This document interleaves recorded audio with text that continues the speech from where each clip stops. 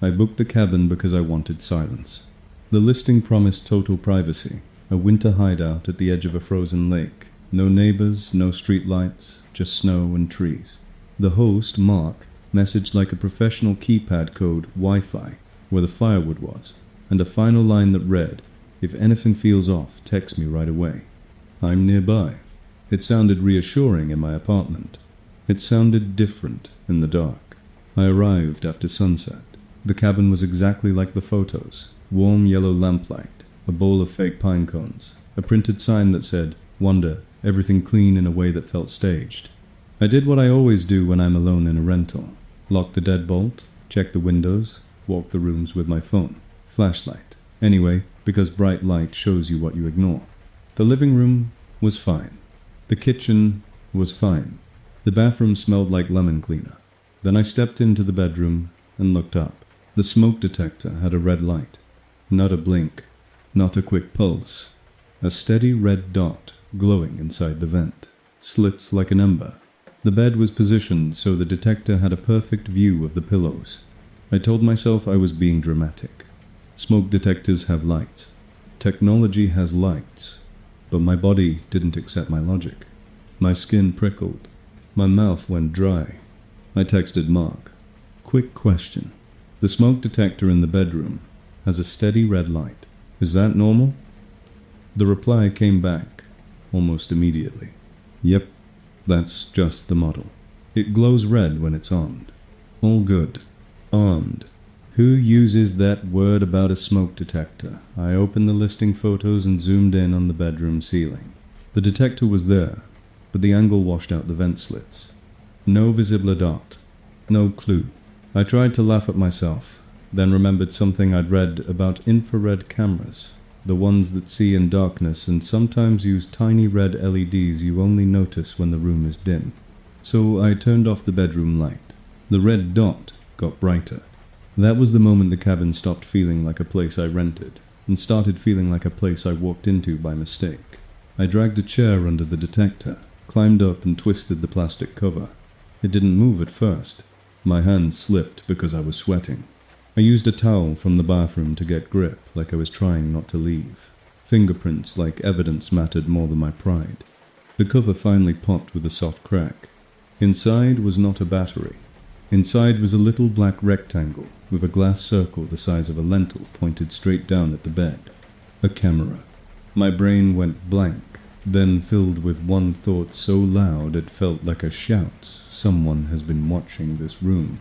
I took pictures with my phone close-ups and wide shots, my hand shaking so badly the autofocus kept hunting.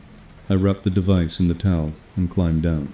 I stood there, listening to the cabin, expecting it to change, expecting a door to open, expecting footsteps. Instead, the bedroom light snapped on by itself, full brightness, like a stage cue.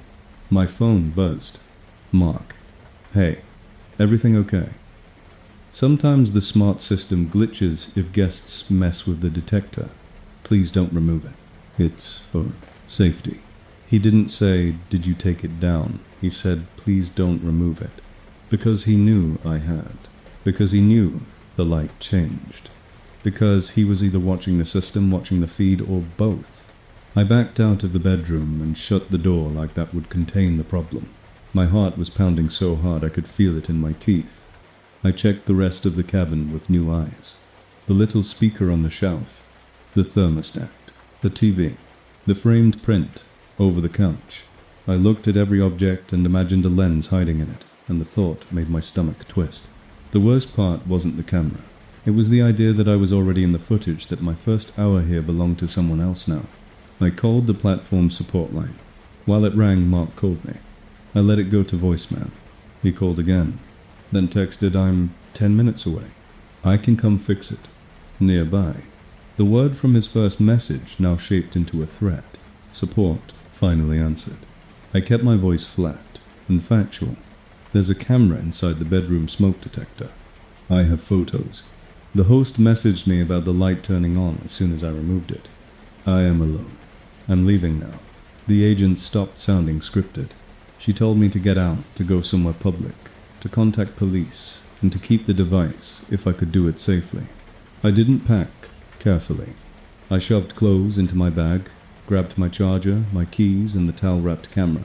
At the front door I hesitated because leaving meant turning my back on the cabin, and every survival instinct I had screamed not to do that. Then I opened the door and stepped onto the porch. The porch light was on, even though I hadn't turned it on. Snow drifted through the beam. My car sat in the driveway. No other tire tracks. No obvious footprints besides my own. Then my headlights, triggered by the key fob, flashed once as the car unlocked, and in that split-second burst of light, I saw a second set of footprints at the edge of the driveway, shallow and fresh, leading from the tree line to a spot where someone could see straight into the cabin windows then, stopping, as if the person stood there for a long time and simply watched. My phone buzzed again. "Mark, please, go back inside. It's not safe to drive in this storm. We can talk." The forecast was light snow. The road looked fine, but the message landed, like he could see my hand on my door handle, like he could see my breath. I got into my car, locked the doors, and started the engine. When my headlights swept the living room window, the curtain shifted a small, quick movement, like someone stepping back from the glass. I didn't wait to confirm it. I reversed, fishtailed, corrected, and drove out. At the first gas station under bright lights, I listened to Mark's voicemail. His voice was calm, almost offended. "Hey, I think there's been a misunderstanding. That unit isn't recording. It's a monitor. It helps me keep the property secure when it's vacant. It must have reset. I'm sorry if it startled you." Then he paused, and in that pause, I heard a faint sound, like wind through a microphone, like a live feed. "Please call me back. Monitor. Secure. Vacant." None of those words belonged anywhere near my bed. I drove straight to the police station and handed over the towel-wrapped camera. The officer looked at my photos, then at me, and his face tightened the way it does when a situation turns from weird to criminal. He took my statement and said they would send someone to the property. I spent the night at a chain hotel and still checked the ceiling. At 3:30 my phone lit up with a notification from the platform. "Your host has left you a review. 1 star. 1 sentence. Guest was unstable and tried to damage safety equipment."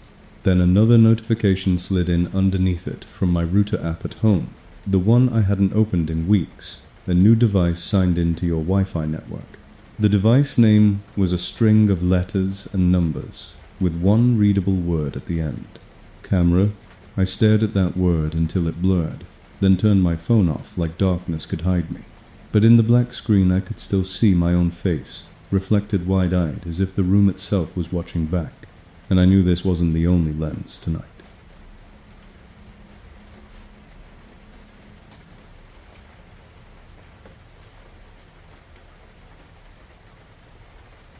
We picked the rental because the bathroom looked expensive. The listing called it spa-like, with a glass shower and a huge mirror that made the little basement apartment feel bright. My sister and I were doing a last-minute winter weekend, 2 adults pretending we could still take fun trips without something going wrong. We arrived in a steady snow that erased the road behind us. The host, Mark, sent a check-in message that ended the same way his other messages did. "If anything feels off, text me right away. I'm close by." The apartment was quiet, too quiet, with that clean stage smell of lemon and new paint. We ate instant noodles, laughed about the drive, and agreed to shower and sleep. I went first. I locked the bathroom door out of habit, turned on the fan, and let the hot water run until the room filled with steam. When the mirror fogged, it didn't fog evenly.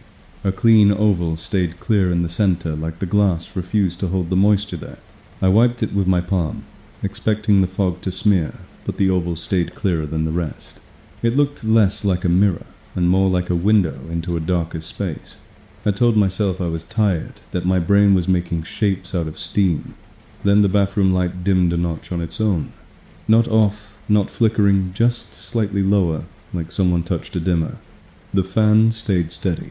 The water stayed hot. Only the light changed, and the mirror darkened, with it absorbing the room. A familiar feeling crawled up my neck, being watched. Not ghost-watched, human-watched. I finished fast, wrapped a towel around myself and stared at the mirror like it was going to explain itself. The old internet joke popped into my head, do the fingertip test. Two-way mirrors, the legend goes, have no gap between your finger and its reflection. I pressed my fingertip to the glass. No gap. My breath caught so hard it hurt.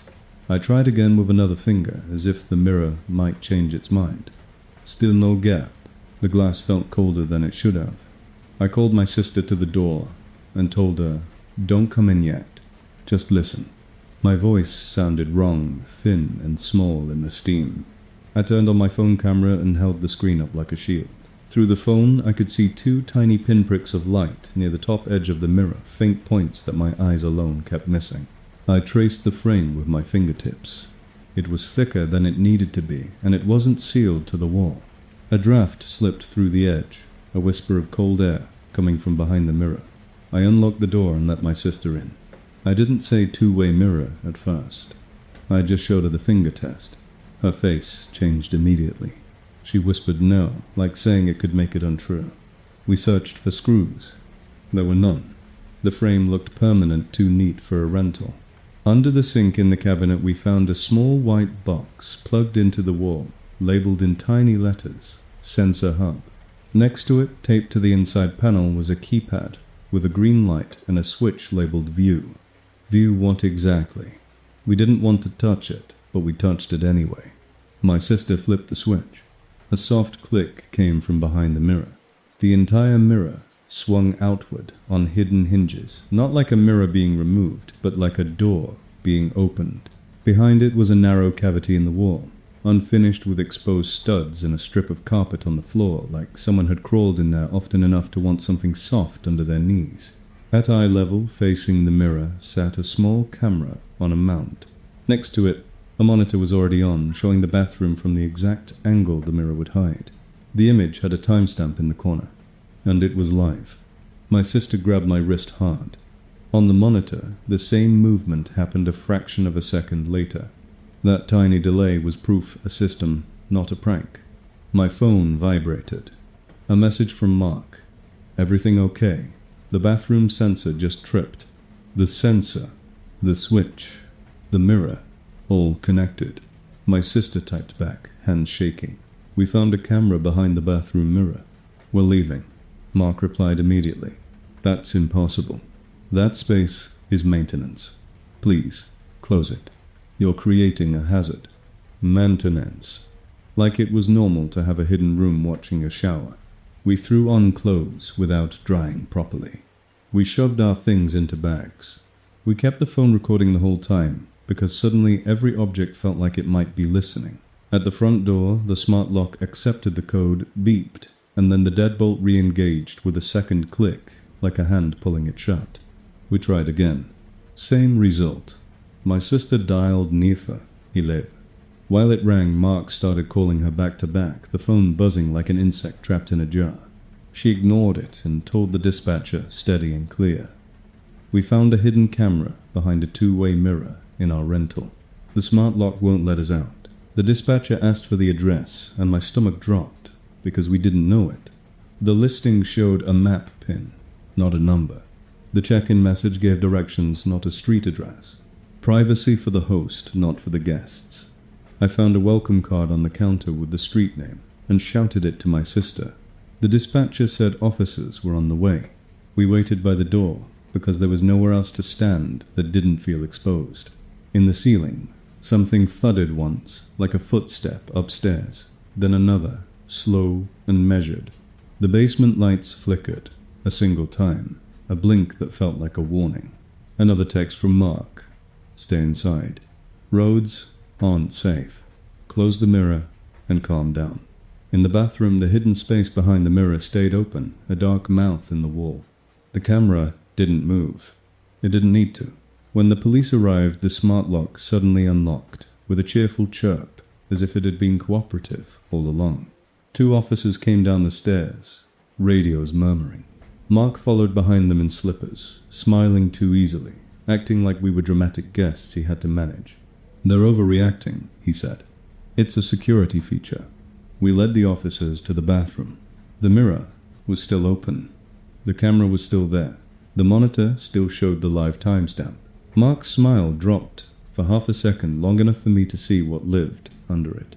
One officer asked, "Whose equipment is this?" Mark said. "I don't know. That wasn't there yesterday." But his eyes flicked to the view switch under the sink like a reflex, and I knew he forgot we found it, forgot the house had betrayed him. The officers separated him from us. They took photos. They told my sister and me to wait outside in our car. Snow hit the windshield in soft, constant taps. My hands wouldn't stop shaking until we were 3 blocks away. I turned my phone off on the highway.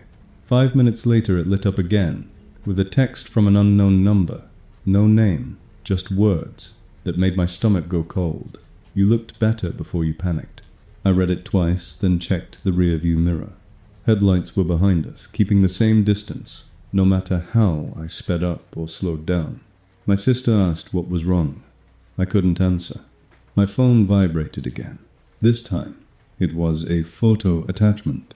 I didn't open it. I didn't have to.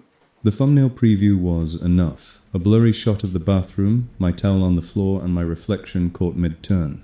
No.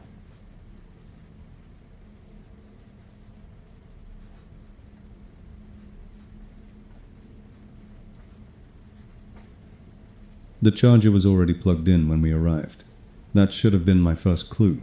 The listing said self-check-in, and the living room looked staged. For a catalogue, a folded throw blanket, 2 mugs turned at the same angle, and on the end table beside the couch, a white USB wall brick with 2 cords snaked neatly toward the cushions like it was waiting to feed something. My boyfriend Jordan joked, "Nice free chargers," and I nodded while my brain filed it under convenient. Outside snow fell in slow sheets, and the windows made the world look muted, like the cabin was underwater.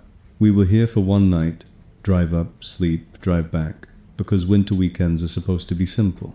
The host's messages were short and friendly.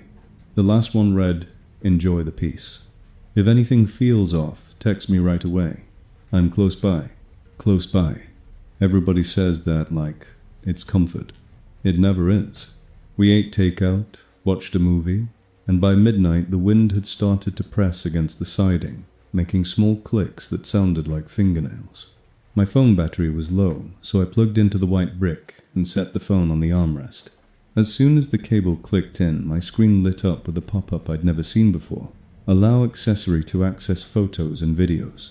It had the little trust icon, like when you connect to a computer. I stared at it, waiting for my rational side to explain it away. Chargers don't ask for permission. Jordan leaned over, squinted and said, "That's weird. Hit, don't allow." I did. The message disappeared. 10 seconds later it came back. Same wording, same timing. I hit don't allow again. It came back again like a person tapping your shoulder after you told them to stop. I yanked the cable out. The pop-up stopped. I plugged it into my own portable battery pack instead, and everything behaved normally. I told myself the host had some cheap smart charger, some multi-device nonsense. Still, my skin felt tight. I picked up the wall brick. It was warm. Not, it's been charging warm. Warm like something inside it was working. The plastic had a tiny seam that looked freshly pried. On the face where the USB ports were, one opening was slightly off-center, like it had been drilled by hand.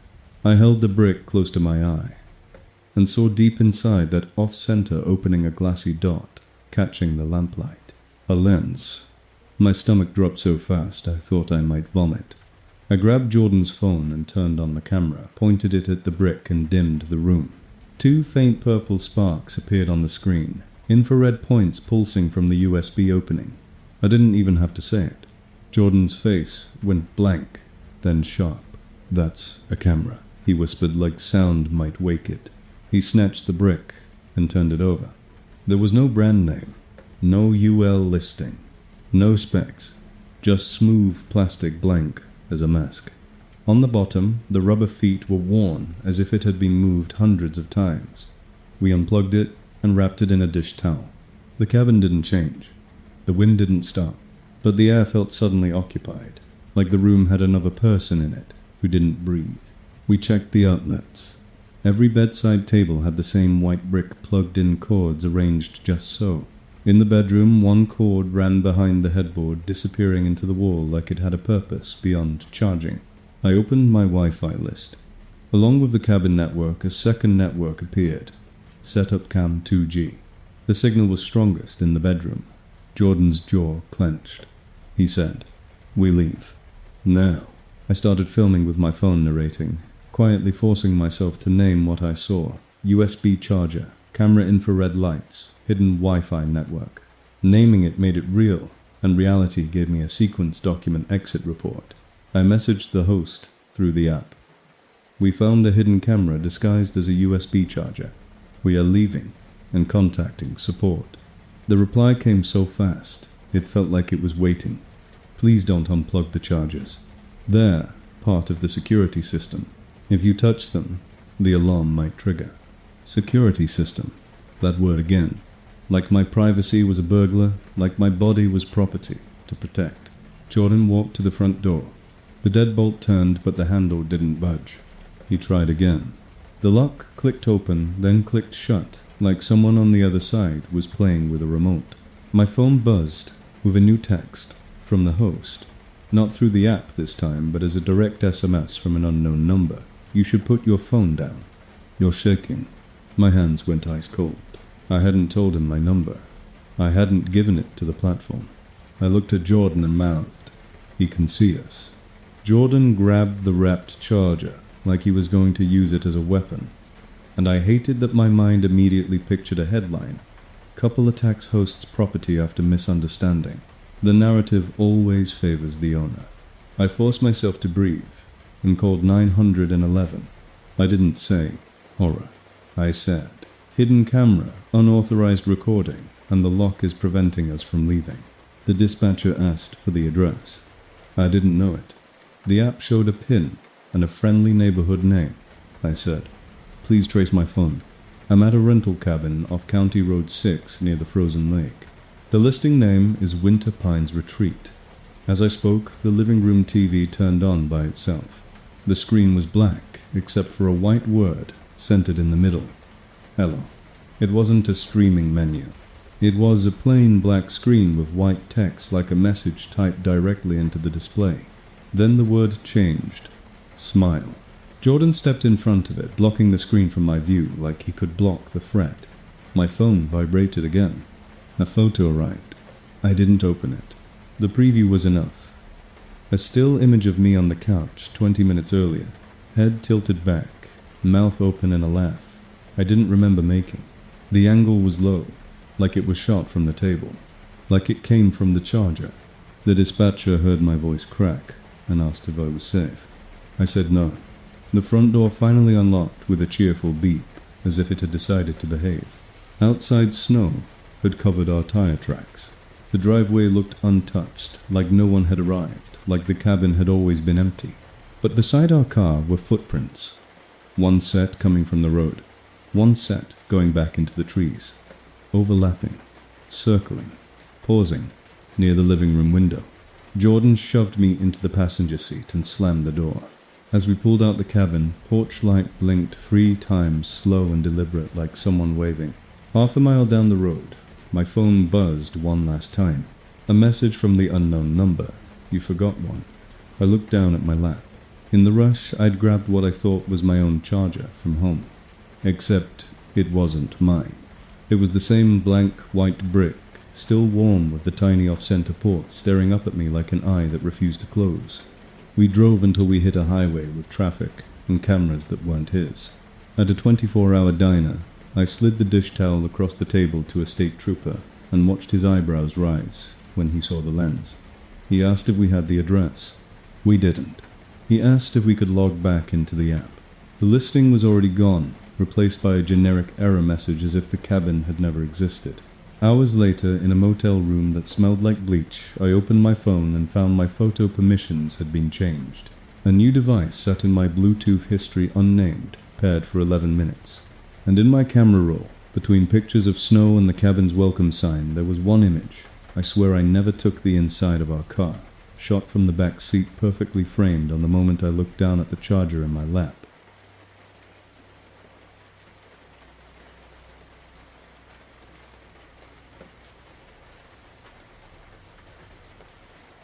The bookshelf wasn't in the listing photos, which sounds like a small detail until you're standing in a strange house at night and you realize the furniture is arranged to hide something. My wife Erin found the cabin on a rental app after we got trapped in a storm and needed a place that would take a late check-in. The host promised a cozy writer's retreat with a fireplace and no neighbors for miles. That last part was the selling point, and later it became the problem. We arrived just after 11 p.m. The driveway hadn't been plowed, so I parked crooked and we carried our bags through knee-high snow. Inside, the heat was already on, the lights already on, and a playlist of soft jazz was already playing from a speaker we didn't touch. It felt less like a welcome and more like a scene set for us. On the coffee table was a card. Relax. The cabin takes care of itself. Underneath, in smaller print. If anything feels off, text me right away. I'm close by. Erin rolled her eyes and said, "They all say that." We did the usual sweep. Doors locked. Windows latched. No one hiding behind shower curtains. The cabin was one level small, with a bedroom and a living room that opened into a kitchenette. And against the far wall of the living room sat a tall bookshelf packed with hardcovers. The spines looked curated, like set dressing, classic novels, hiking guides, a couple of leather-bound journals with fake wear. Erin ran her finger along them and laughed. "He wants to look intellectual," she said. I leaned in to read the titles, and the smell hit me. Old dust, cold wood, and something faintly metallic, like pennies. It wasn't a normal book smell. It was the smell of a closed space that had been shut too long. I shrugged it off and started unpacking. Erin went to shower. I sat on the couch, opened my laptop, and tried to email my boss about missing the morning meeting because of the storm. The Wi-Fi kept dropping. Each time it cut out, the jazz music skipped like a scratched record, then resumed exactly where it had been, as if the cabin was correcting itself. Around 1 a.m., Erin came out in sweatpants and said, "Do you hear that?" At first I heard only wind. Then, beneath the wind, a soft, rhythmic sound coming from the wall with the bookshelf, like someone dragging a fingertip along wood. Scratch. Pause. Scratch. Pose? Erin whispered. Mice. I stood and walked closer. The sound stopped the moment I moved, like it was listening for me. I pressed my palm to the side of the bookshelf. The wood was colder there than the rest of the room, like it backed up to outside air. Behind the books near the bottom, my fingers found a seam, a thin vertical line in the wall, hidden by the shelf shadow. I grabbed one of the leather journals and pulled it out. It wasn't a journal. It was a hollow box, light as foam.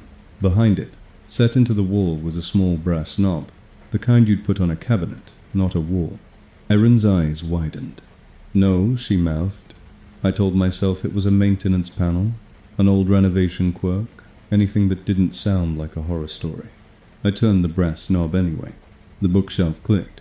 The entire unit shifted an inch to the side, smooth and silent as if it ran on rails. A draft of air spilled out, icy and stale, carrying the same metallic penny smell. There was a gap behind the shelf just wide enough to see darkness and a sliver of unfinished plywood. Erin grabbed my arm hard. The sound started again, closer now, not scratching but breathing, a wet inhale that made my scalp tighten. I shoved the shelf back into place. The click sounded louder this time, like a lock. The breathing stopped. Erin said, "We need to leave." I said, "We can't just leave in a blizzard." That was the trapped nature outside, unknown inside. Erin opened the app and messaged the host. "Hey, there's a movable bookshelf in the living room. Is there a utility access behind it?"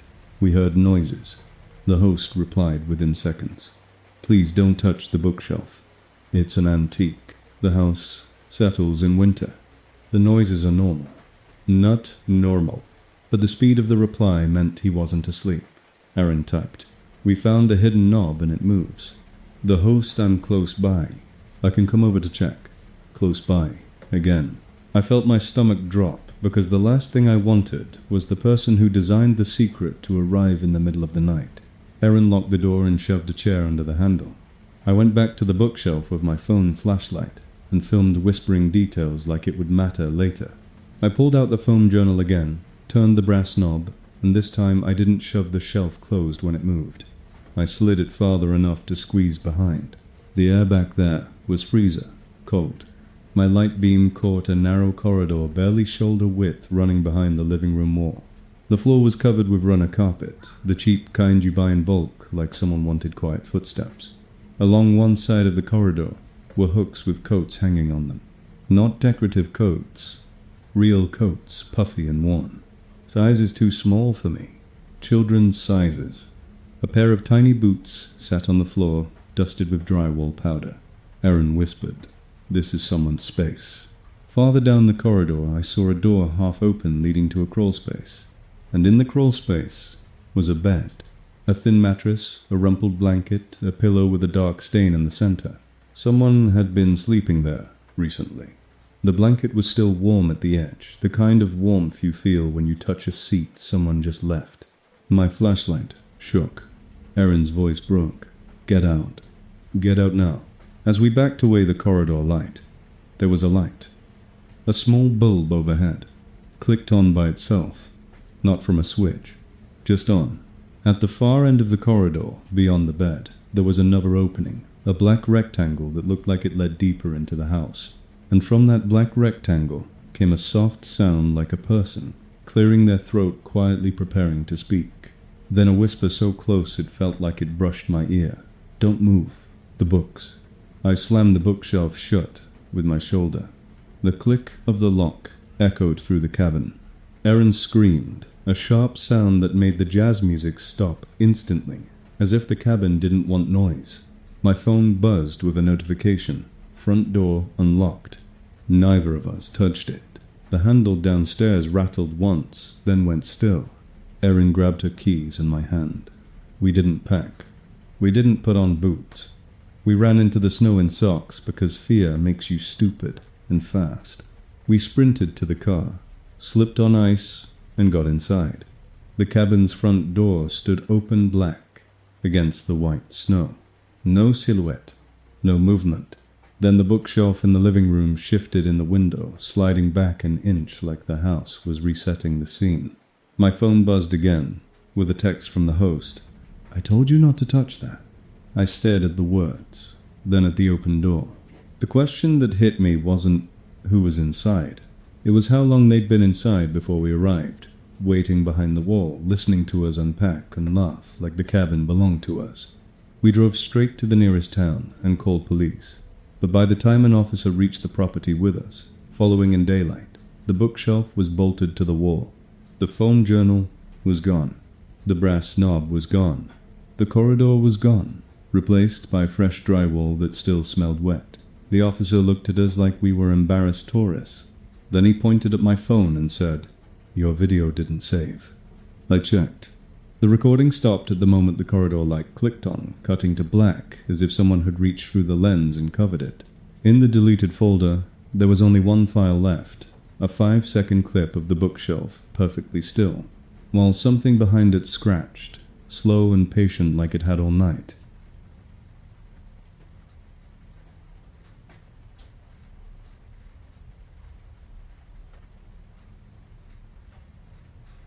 The garage was supposed to be empty because the listing said private cabin detached garage, not included, like it was some harmless detail, like an owner keeping a lawnmower locked away.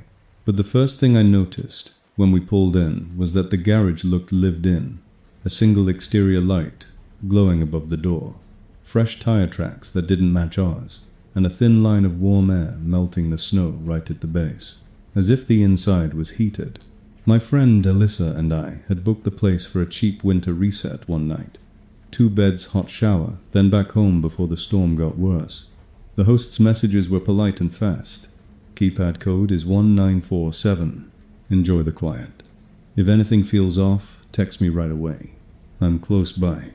The cabin itself felt like a photo shoot. White blankets folded with military corners. Scented candles already placed a bowl of complimentary snacks that was mostly granola bars. We laughed at how staged it was, and tried to ignore the feeling that someone had arranged the room for us like props. Around 1230 a.m., the power flickered once. Not fully out, just a blink that made every appliance beep. like it had woken up. Alyssa said, "Storm's starting." I said good gives us an excuse to sleep. Then we heard the first sound from outside, a soft metallic clank, like a tool set down on concrete. It came from the direction of the garage. Alyssa sat up in bed and whispered, "Did you hear that I told her it was probably the wind? Wind doesn't sound like someone working." We waited. Another clank. A pause. Then a long, slow scrape like something heavy being dragged. It wasn't loud, which somehow made it worse, because whoever was doing it was either careful or close. Alyssa grabbed her phone and opened the app. The listing map pin showed Winter Pine's retreat, nothing else. No full address. No street number. The host had only given directions. Turn after the old mile marker and follow the driveway past the birches. We looked out the bedroom window toward the garage. The exterior light above it still glowed, steady and calm, like a signal. I texted the host, "Hey, sorry to bother you late. Are you at the property? We're hearing noises near the detached garage." He replied instantly, which meant he wasn't asleep. "Nope. Nobody is there. Detached garage is locked and not accessible. Noise is likely ice shifting on the roof. Please stay inside. I'm close by if you need anything." Ice shifting in a garage, Alyssa mouthed. "He's lying." We moved to the living room and killed the lights so we could see outside without our reflections. The garage door looked unchanged. No movement. The snow fell in steady lines, and the world outside felt far away like the cabin was a bubble. Then the garage side door, the one facing the trees, opened a few inches and closed again fast and practiced, as if someone slipped in or out without wanting to be seen. Alyssa made a sound like she swallowed a scream. I watched the garage light. It didn't change. No sensor triggered. No brightening. That door had been opened before, and the system didn't care. Alyssa whispered, "Maybe it's the host checking on us." I whispered back, "Then why pretend it's ice?" We found a flashlight in the kitchen drawer and a cheap metal fire poker by the fireplace, because the human brain loves the illusion of defense. We debated calling 911, but didn't even know what address to give. So we did the dumb thing. We went hunting for an explanation inside the cabin, hoping the threat was imaginary. In the pantry behind a stack of extra paper towels, Alyssa noticed a weird strip of new baseboard along the floor. It didn't match the rest of the cabin. The rest was aged pine. This strip was fresh, painted white, too clean. She crouched and ran her fingers along it.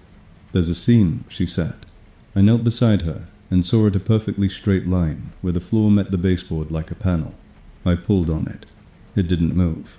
Alyssa found a small brass latch, tucked behind a bag of salt, the kind of latch you'd use on a closet. She flipped it, and the floor under our knees made a soft pop. The panel lifted just a fraction enough for cold air to breathe out. Underneath was a set of narrow wooden steps, descending into darkness. My mouth went dry. "This isn't in the listing," Alyssa said, like she was trying to convince the stairs to disappear. I aimed the flashlight down. The steps led into a low tunnel, lined with plastic sheeting, like a crawl space someone had renovated into a passage. Along the tunnel floor were footprints, pressed into dust, fresh enough that the edges were still sharp. 2 sizes. One smaller, one larger. Not ours. The air smelled like gasoline and damp concrete garage smell.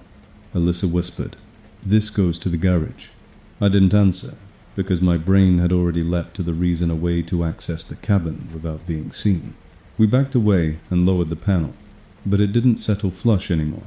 It sat slightly raised, like the house now had a secret that wouldn't stay buried. My phone buzzed. Another message from the host, unprompted. "Everything okay? Just checking in." Alyssa stared at my screen like it was a snake. "How does he know we're up?" she said. I typed, "We found a hatch in the pantry floor." "Where does it go?" His reply came in seconds. "That's old utility access. Please don't open it. There are pipes and exposed wiring. It's unsafe. Utility access, conveniently connecting to the one building we weren't allowed to enter." Alyssa pointed to the window. The garage exterior light blinked, once, then twice, then went steady, like a person signaling. I made a decision I didn't want to make. "We need proof," I said, and I hated myself as I said it because it sounded like a true crime podcast narrator. But proof was the only thing that kept a story from becoming two women panicked during a storm. We reopened the hatch and started filming, whispering into the phone. Pantry floor access, not disclosed footprints, leading toward garage. We descended carefully, shoulders brushing plastic. The tunnel was just tall enough to crouch. Halfway down, we passed a bundle of wires zip-tied along the wall, newer than the cabin leading away from us like veins. At the end, the tunnel opened into a small concrete room under the garage.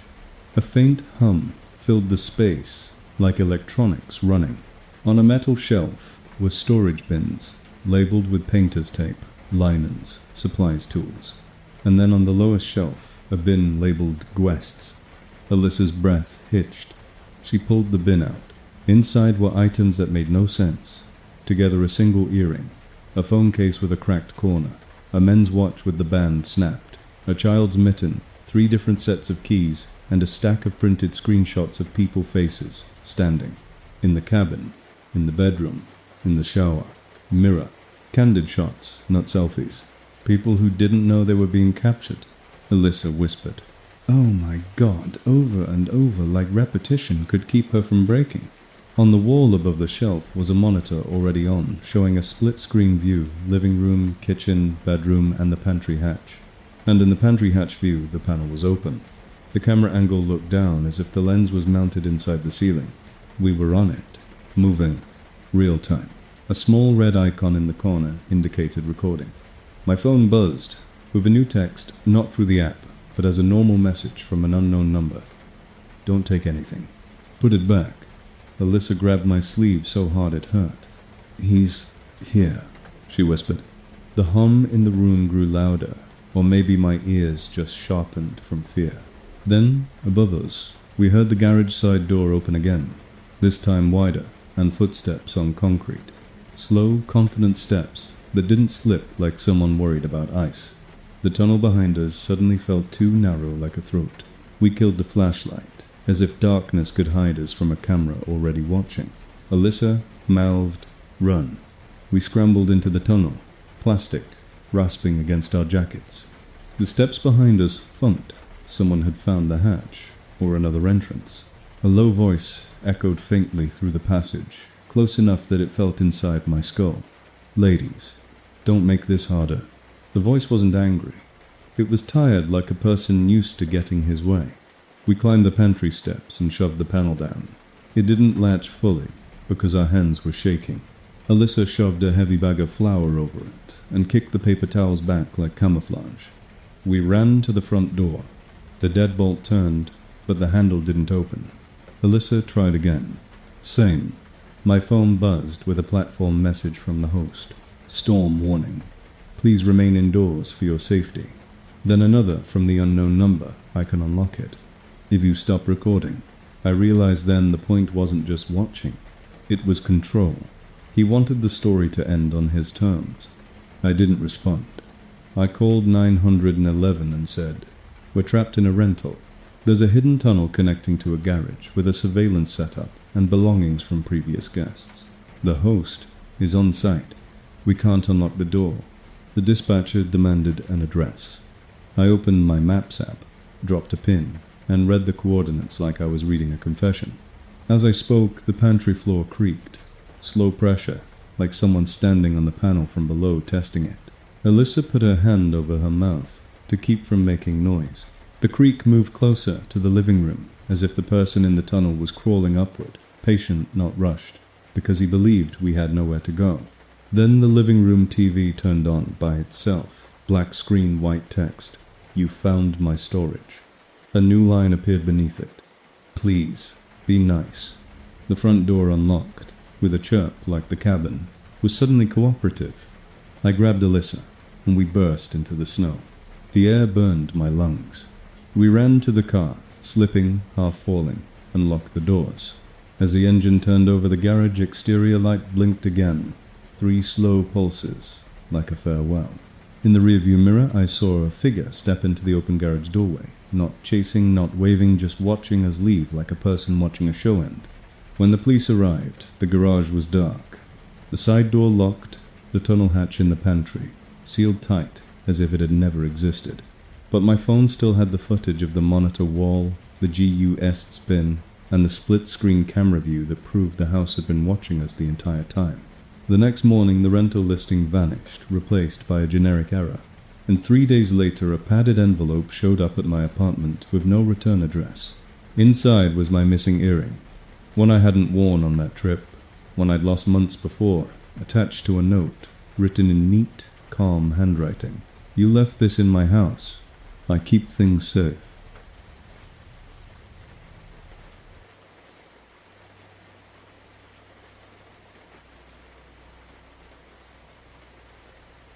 The locked door wasn't on the floor plan because there wasn't supposed to be a floor plan at all.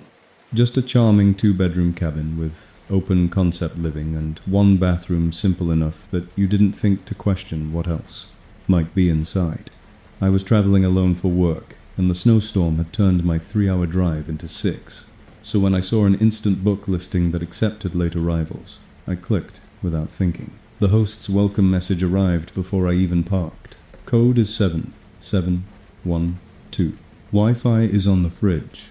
If anything feels off, text me right away. I'm close by. I unlocked the door, stepped into warm air that smelled like cinnamon, and for a moment I almost relaxed. Then I noticed the hallway. The cabin had a short corridor leading to the bedroom and bathroom, and halfway down was a third door newer than the others, painted the same color as the walls to blend in. A keypad lock sat on it, not a normal handle, and a strip of weather seal ran along the edges, like it was designed to be airtight. A locked interior room in a rental is always suspicious. I told myself it was an owner's closet, cleaning supplies, private storage, except the listing already mentioned, an owner's closet, clearly marked by the laundry area. This wasn't marked. This was disguised. I set my bag down, turned on every light, and did my sweep windows, latched, bathroom, empty, under the bed clear. When I passed the locked hallway door again, I paused and listened. Nothing. I laughed at myself and went to shower. Halfway through, I heard a soft thump, muffled and distant, not from outside but from inside the house. It sounded like someone bumping a wall with a fist, then stopping. I froze, with shampoo in my hair, listening. Another thump slower, like a signal. My heart started doing that stupid thing where it tries to climb out of your throat. I shut off the water and stepped out, dripping towel, clutched tight. The hallway was empty. The locked door sat there silent. I leaned close and pressed my ear to it. At first I heard nothing but the low hum of heat, then barely breathing. Not my breathing. A faint, steady inhale and exhale from the other side, like someone lying very still. I backed away so fast I hit the wall. I grabbed my phone and opened the app, looking for any mention of an owner's room, a locked storage, anything. Nothing. The photos conveniently avoided that section of hallway. I messaged the host. "Hi, quick question. There's a locked interior door in the hallway with a keypad. What is that room?" His reply came immediately. "That's a utility room. Please do not attempt to open it. Old wiring. It's dangerous. Utility room with a keypad." "Sir," I asked, "is anyone inside the property? I'm hearing noise." He wrote, "No, you're safe. The house makes sounds in the cold. I'm close by if you need anything." I stared at the words and felt the same dread I'd felt in other places, the way close by can mean already here. I tried to be rational. Maybe there was a sump pump behind that door. Maybe the HVAC ran through there. Maybe the keypad was overkill. But then the thump came again. 3 quick knocks, followed by something that sounded like a sob, swallowed at the last second. My skin went cold. I called 911 and kept my voice calm, because panic is how people dismiss you.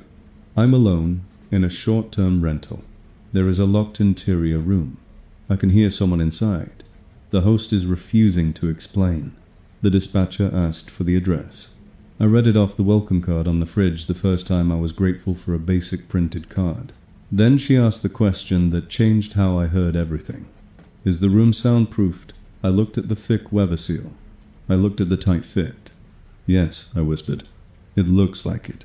She told me officers were on the way, and to get to a safe place, preferably outside or in a locked car. Outside was a blizzard.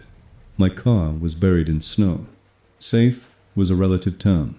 I backed into the living room, keeping the hallway in view, and grabbed the heaviest thing I could find, a cast iron skillet from the kitchen. I hated that I was holding it like a weapon, hated that my life had turned into a scene I'd judge if I saw it on someone else's screen. The lights flickered once. My phone buzzed with a text, not through the app, from an unknown number. Stop calling people.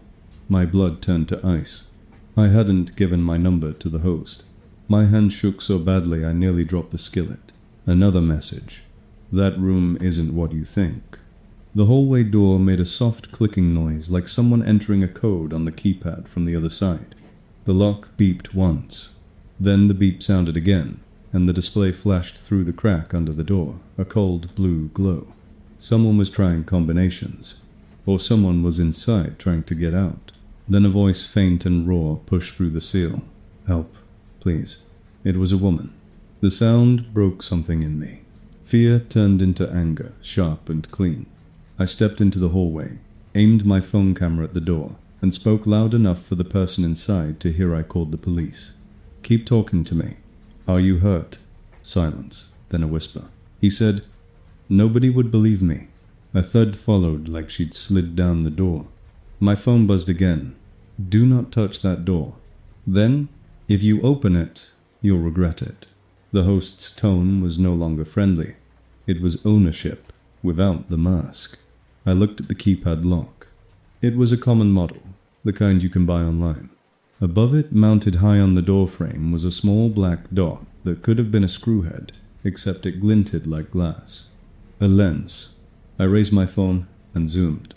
The dot reflected a tiny inverted version of my face.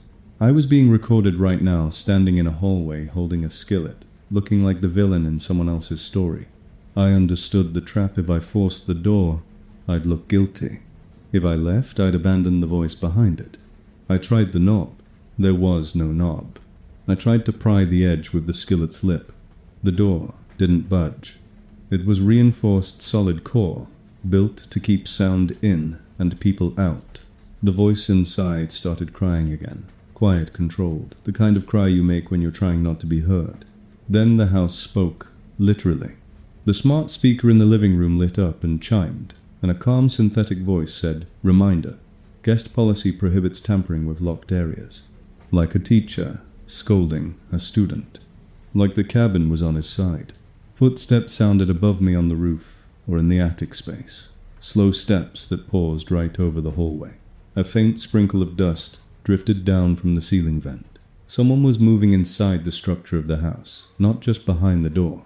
I backed into the living room again, keeping my phone recording, and waited for the police with my heart hammering. The front door unlocked with a cheerful chirp. I didn't touch it. Then it locked again. Then unlocked again like someone cycling it to remind me who controlled the exits. The dispatcher stayed on the line and told me officers were minutes away. My phone buzzed one more time. When they arrive, tell them you imagined it, or I'll show them what you did in the bedroom. I hadn't done anything in the bedroom. The threat wasn't about truth. It was about narrative. Headlights finally washed through the windows. Red and blue reflected off snow. The front door stopped clicking and stayed locked, as if the house suddenly wanted to look innocent. 2 officers knocked. I shouted, "It's locked!" They forced it open. The moment they stepped inside, the hallway thumped one hard oodah, like the person inside was summoning the last of her strength. I ran them to the door and showed them the seal, the keypad, the camera dot. One officer tried the keypad. "We'll get it open," he said, and radioed for a supervisor. The other officer asked, "Do you know the code?" I said no. "The host refuses." As if on cue, the host called. I put him on speaker. His voice was calm, practiced. "Officer, this guest is mistaken. That room is a utility space. She's been acting erratically."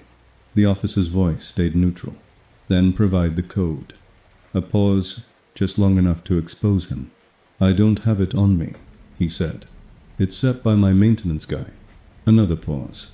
Then the woman inside screamed one sharp, broken sound that made every hair on my arms lift. The officer's face changed. They stopped asking politely. They broke the door. It splintered inward, the weather seal, tearing like skin. Cold air rushed out, carrying a smell of sweat and stale breath, and something chemical like cleaning solution used too often. The room beyond was small, windowless, with foam panels on the walls like a recording booth. A mattress sat on the floor, a plastic jug of water, a bucket, and in the corner, a camera on a tripod aimed straight at the mattress. The woman was there wrapped in a blanket, eyes wide and unfocused, flinching at every movement like she expected punishment. She looked at me and mouthed, "Thank you," but her voice was gone. Behind the mattress, mounted neatly like a control center, was a monitor, showing the cabin's rooms, living room, kitchen, bedroom, hallway, every angle covered. At the top of the monitor, a label read, "Live." The officer turned to me and said quietly, "You did the right thing." Then he added almost to himself, "How many times has he done this?" Outside, the wind kept howling, like nothing had happened. Later, after statements and flashing lights and the host being led away in handcuffs, I sat in my car with the heater blasting and tried to stop shaking. My phone buzzed with a final message from the unknown number sent just before the signal cut. "You think you saved her? You just became part of the footage."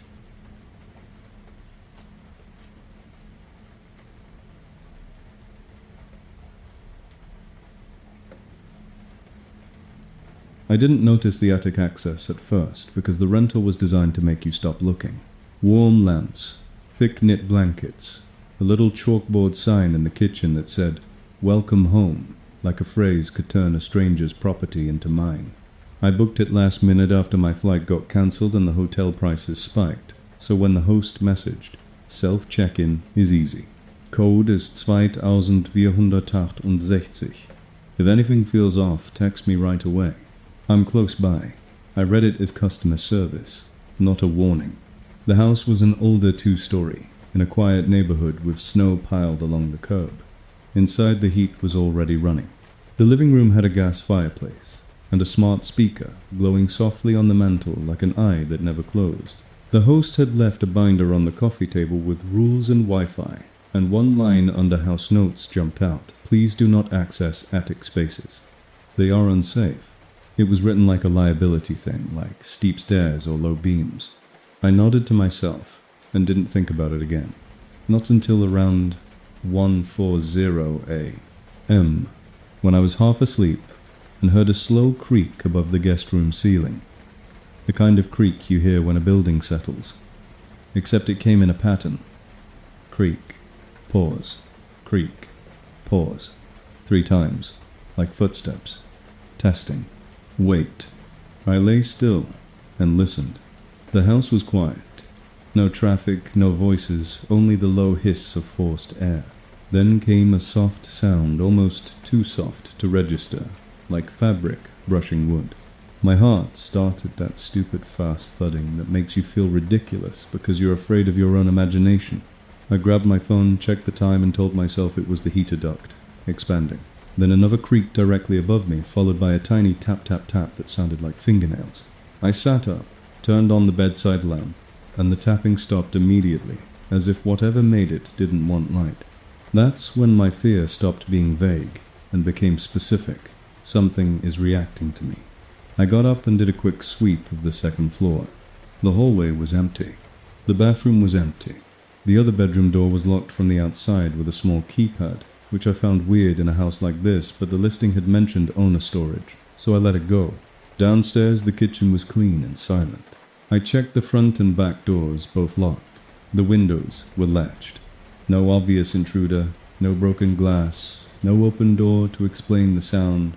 I went back to bed, but I couldn't unhear the pattern. At doi unsprezeche. I heard it again. This time, a long scrape like wood against wood, and then a faint, slow exhale that didn't sound like the HVAC at all. It sounded like breath, trapped in insulation. I opened the rental app and messaged the host. "Hi, sorry, I'm hearing footsteps. Scraping above the guest room. Is there an attic access?" Any animals? The reply came back so fast it felt like he'd been watching the chat window. Old house. Settles in winter. No animals. Please try to rest. I'm close by, if you need anything. Close by. Again. My stomach tightened. I typed, "Is anyone else in the house?" The binder says, "Don't access attic spaces." He replied, "Correct. Do not access the attic. It's unsafe. You're alone. You're alone." 2 words that should comfort you, and yet they landed like a lie meant to hold you still. I walked into the upstairs hallway and stared at the ceiling. That's when I saw it, a thin outline in the paint near the linen closet, a rectangle that didn't match the rest of the drywall, like a hatch that had been painted over to blend in. In the closet, tucked behind extra towels, was a collapsible attic ladder folded into a narrow slot, the kind you pull down. Someone had gone out of their way to hide it behind staged linen. I told myself to stop. I told myself I had already been instructed not to. But the thought I couldn't shake was worse. If something is up there, it's already accessing me. I pulled the closet door shut quietly and went to the kitchen to grab the longest thing I could use if I had to defend myself, a fireplace poker, because my brain likes props. Then I came back, stood under the hatch, and listened. Nothing. Absolute silence. I reached up and pressed on the hatch seam. The panel gave slightly, like it wasn't latched properly. As my fingers found the edge, the smart speaker downstairs chimed softly, and a calm synthetic voice said, "Motion detected." I froze. Motion detected where? The speaker didn't specify. It didn't need to.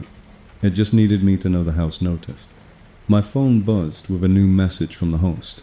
"Everything okay? System shows activity upstairs." My mouth went dry. I hadn't replied. I hadn't called. He already knew I was standing under the attic hatch. I typed, "I'm just getting water. Going back to bed." He replied with a thumbs up emoji, casual, almost playful, like he enjoyed the dance. I waited a full minute, then pulled the attic ladder down, slowly trying to keep it from clanking. Cold air spilled out, sharp and dusty, smelling like old cardboard, and something faintly sour, like unwashed clothes. I lifted my phone, flashlight, and aimed it up. The attic was unfinished beams, and insulation a narrow walkway of plywood leading away from the opening. At first, it looked empty. Then my light caught a shape that made my stomach flip a bed. Not an old mattress tossed in storage. A made-up bed. Clean sheet folded blanket. A pillow with a patterned case. Someone had tried to make it look normal, like a guest room, except it was in an attic with exposed nails. Next to the bed was a small stack of items, bottled water protein bars, a paperback book with the cover worn, and a phone charging cable that ran into the darkness. My hands started shaking. I climbed 2 steps, not all the way up, just enough to see more. On the beam above the bed, a tiny black dot reflected my light. Another dot beside it. 2 lenses angled down at the mattress. I lowered my phone slightly and looked at the bed again. The sheet was wrinkled in the center, like someone had been lying there recently and then smoothed it in a hurry. I heard a sound then, not from above, but from deeper in the attic, the soft crunch of insulation under weight. 1 step, then another, coming toward the hatch, but still hidden by beams. The worst part was the pace, slow, patient, like the person knew exactly where they were going and didn't care if I heard them. My blood went cold. I didn't climb further. I backed down the ladder, eyes locked on the attic opening, and in that moment my phone buzzed again with a text from an unknown number. "Don't go up there." Not through the app. Not from the host profile. Just a plain message that meant one thing: someone had my number, and someone was close enough to know what I was doing. The footsteps stopped directly above the hatch. A shadow passed across the attic opening, blocking a sliver of my flashlight beam like someone leaned over to look down. I dropped the ladder as quietly as I could, and pushed it up, but my hands were shaking too much. The ladder clanked once, a small metallic sound that felt like a scream in the quiet house. Above me, something shifted, and a tiny speck of dust fell onto my cheek. My phone buzzed with a message from the host: "Please stop messing with the attic. It's dangerous." The timing was perfect, as if he wanted to pretend the attic was a safety concern, not a crime scene. I didn't answer. I grabbed my bag, my keys, my coat, and I walked down the stairs, without turning my back on the hallway for too long, because every instinct told me someone could be behind me at any moment. The front door deadbolt turned easily, almost too easily, like the house wanted me to leave on its terms. Outside snow fell in thick flakes that made the streetlights look blurry. I got into my car and locked the doors. My hands fumbled the ignition twice before it caught. As the engine warned, I looked up at the house. One upstairs window was dark, the guest room window, but above it, in the attic vent, I saw a faint red glow, steady and low like an ember behind plastic. A camera's infrared, watching the driveway, watching me. My phone buzzed one last time, unknown number again. You weren't supposed to see the bed. Then a photo arrived. The preview showed the attic bed from above perfectly framed, and in the corner of the shot was the top of my head, and my flashlight beam captured from the lens on the beam. The timestamp on the image matched the exact minute I opened the hatch. I drove to the nearest police station and tried to explain, but without the full address, and with the listing already gone from the app. By morning, the story sounded like paranoia. The only thing that kept it from dissolving into a nervous traveler was the photo on my phone. The one that proved someone in that house was recording me in real time. And even then, the officer's first question wasn't, who was up there? It was, are you sure this is from that night? Because that's how it works. The footage always belongs to the person holding the cameras. Everyone else just gets to insist it was real.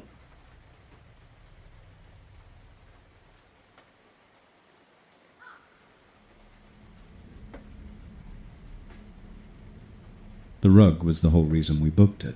That sounds stupid, until you see it. A thick wool runner in the living room with a geometric pattern and a cozy fireplace in the background. The kind of staged photo that makes you imagine winter wine and silence. My cousin Mia and I were splitting a weekend rental to get out of the city during a snowstorm, and the listing promised off-grid vibes with modern comforts, which is just marketing language for you won't have cell service, but you'll have smart locks. The host message came the second we confirmed. Keypad code is 9090. Cameras are exterior only for safety. If anything feels off, text me right away. I'm close by. I remember rolling my eyes at the camera disclaimer because it was so specific, like someone preemptively defending themselves. The cabin was small, single story, with a living room that opened into a kitchenette. Everything looked normal. A stack of board games, a basket of firewood, a framed map of the area. The rug lay centered in front of the fireplace, perfectly placed, not wrinkled at the edges like rugs get when real people live on them. Mia kicked off her boots and said, "This is adorable." I said, "Yeah, it's too adorable." We were laughing, unpacking groceries, when Mia stopped mid-sentence and stared at the rug. "Did it just move?" she asked. I looked down. The rug looked the same. She pointed to one corner. It was flatter. It's lifted. I crouched and pressed my palm along the edge. Under the wool, the floor had a slight give. Not like loose boards, but like a panel that wasn't quite flush.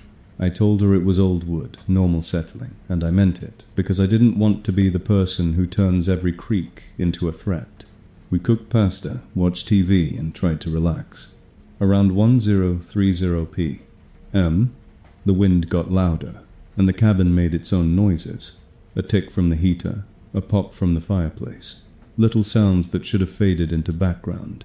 But then we heard a different sound, low and dull, from the floor near the rug, like someone tapping from underneath. One tap. A pause. 2 taps. Mia's eyes went wide. "That's not the house settling," she whispered. I muted the TV. We waited. Silence for a full minute, long enough that I almost convinced myself we imagined it. Then, a slow scrape like wood, sliding against wood, coming from directly under the rug. Mia grabbed my arm. "Someone's under there," she said. I didn't want to believe it, so I did the rational thing first. I checked the basement door. According to the listing, there was no basement, only a crawl space not accessible. The kitchen pantry had a small door at the bottom, but it was latched shut and painted over. The bathroom had no access panel. There was nowhere a person should be, which meant if the sound was real, the house had a way to hide it. Mia opened the app and messaged the host. "Hi, Sorry, hearing noises under living room floor. Is there a crawl space? Any animals? The reply arrived instantly. Mice? Sometimes. Totally normal in winter cabins. Please don't move rugs. They're decorative and can scratch the floor. Don't move rugs. That wasn't a normal thing to say. That was a command dressed as advice. Mia typed back. It doesn't sound like mice. It sounds like wood sliding. The host, I'm close by. I can come check. Close by again, like a promise. He could become physical whenever he wanted. I felt anger flare under my fear. I wrote no. We're fine. Just confirming what's under there. He replied, nothing. Please stop worrying.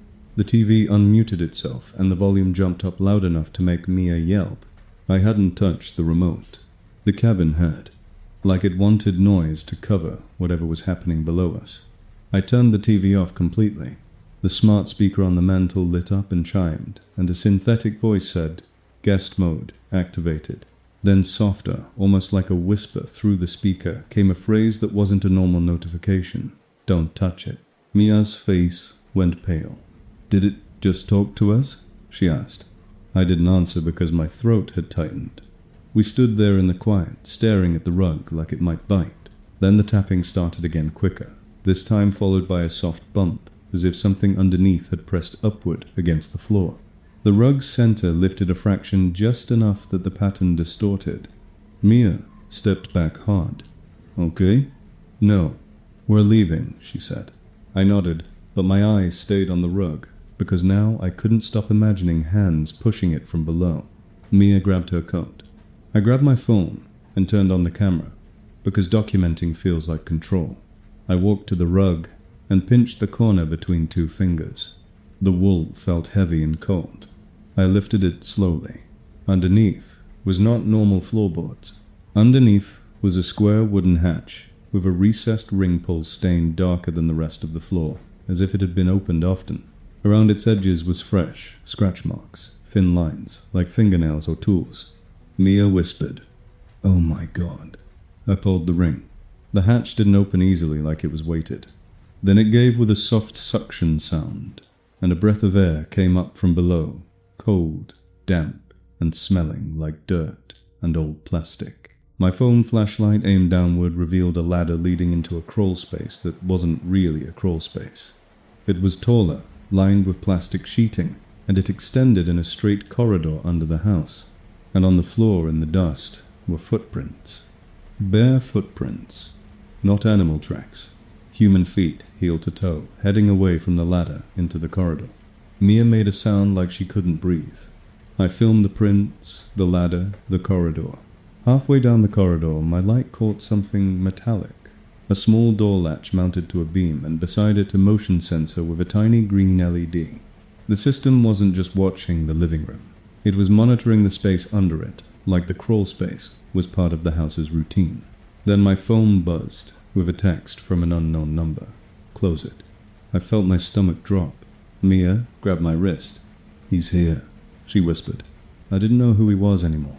Host stranger. Someone living under the house, but I knew the message meant whoever had control also had eyes. Another text arrived, this time through the rental app from the host. "Please do not open that hatch. It's unsafe. There are nails and wildlife. Close it now." The immediacy of it made my skin crawl. He knew the second the hatch opened. He wasn't guessing. My phone buzzed again. Unknown number. "You're making it worse." From below the hatch came a faint sound. So faint I almost dismissed it. A slow inhale like someone breathing carefully to stay quiet. Then a whisper dragged upward through the ladder, opening barely audible. "Don't." The word wasn't from a speaker. It was from a throat. Mia stumbled backward and hit the couch. "Someone is down there," she said, voice breaking. I slammed the hatch, shut not gently, hard enough that the wood thudded, then threw the rug back over it like a bandage. My hands were shaking so badly I dropped my phone once and it clattered on the floor. When I picked it up, the screen showed a new notification. Front door unlocked. Neither of us touched it. The deadbolt clicked again. Locked. Then unlocked. Then locked, like someone cycling it. to show us they controlled the exits. Mia started crying, not loud, just helpless, because helplessness is quieter than fear. I called 911 and tried to explain without sounding insane. Hidden floor hatch, human footprints, someone breathing beneath us, smart lock cycling host, monitoring. The dispatcher asked for the address. I found it on a printed Wi-Fi card on the fridge and read it out. While we waited, the rug shifted slightly, just an inch, as if something underneath had nudged it and stopped. Mia backed toward the kitchen, eyes fixed on the floor. I grabbed the fireplace poker and hated myself for believing it would matter. Then the tapping started again, directly under the rug, slow and deliberate tap. Tap, tap, like a person knocking from the inside of a coffin.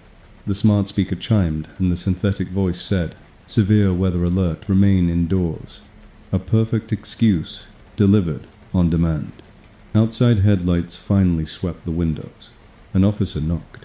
The lock stopped cycling and stayed locked, pretending innocence. The officer knocked harder. I shouted, "It's locked." He forced it open, and the moment he stepped inside, the tapping stopped, like whoever was underneath had frozen in place. I led the officer to the rug, lifted it, and showed him the hatch. He pulled it open and shined his light down. The corridor was there. The footprints were there. The damp air rose like a breath. The officer called for backup. We stood in the living room watching two officers climb down their boots, thudding on the ladder, their flashlights slicing the plastic-lined corridor. They walked out of sight, and the cabin fell into a silence, so complete it felt staged. Then from below, one officer shouted, "There's another exit down here." Another exit. Of course, there was. Minutes later, they emerged outside, circling the house, and found a low door at the foundation line behind a stack of firewood, hidden unlocked, leading straight into the corridor under our living room.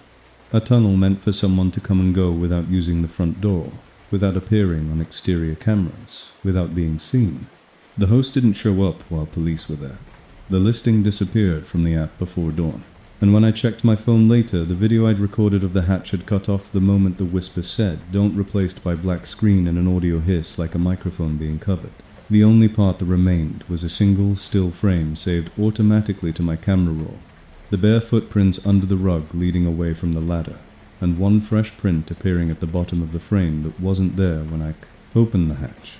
A print pointed toward the ladder, as if someone had been standing there listening to us from the dark, waiting for the right moment to climb up.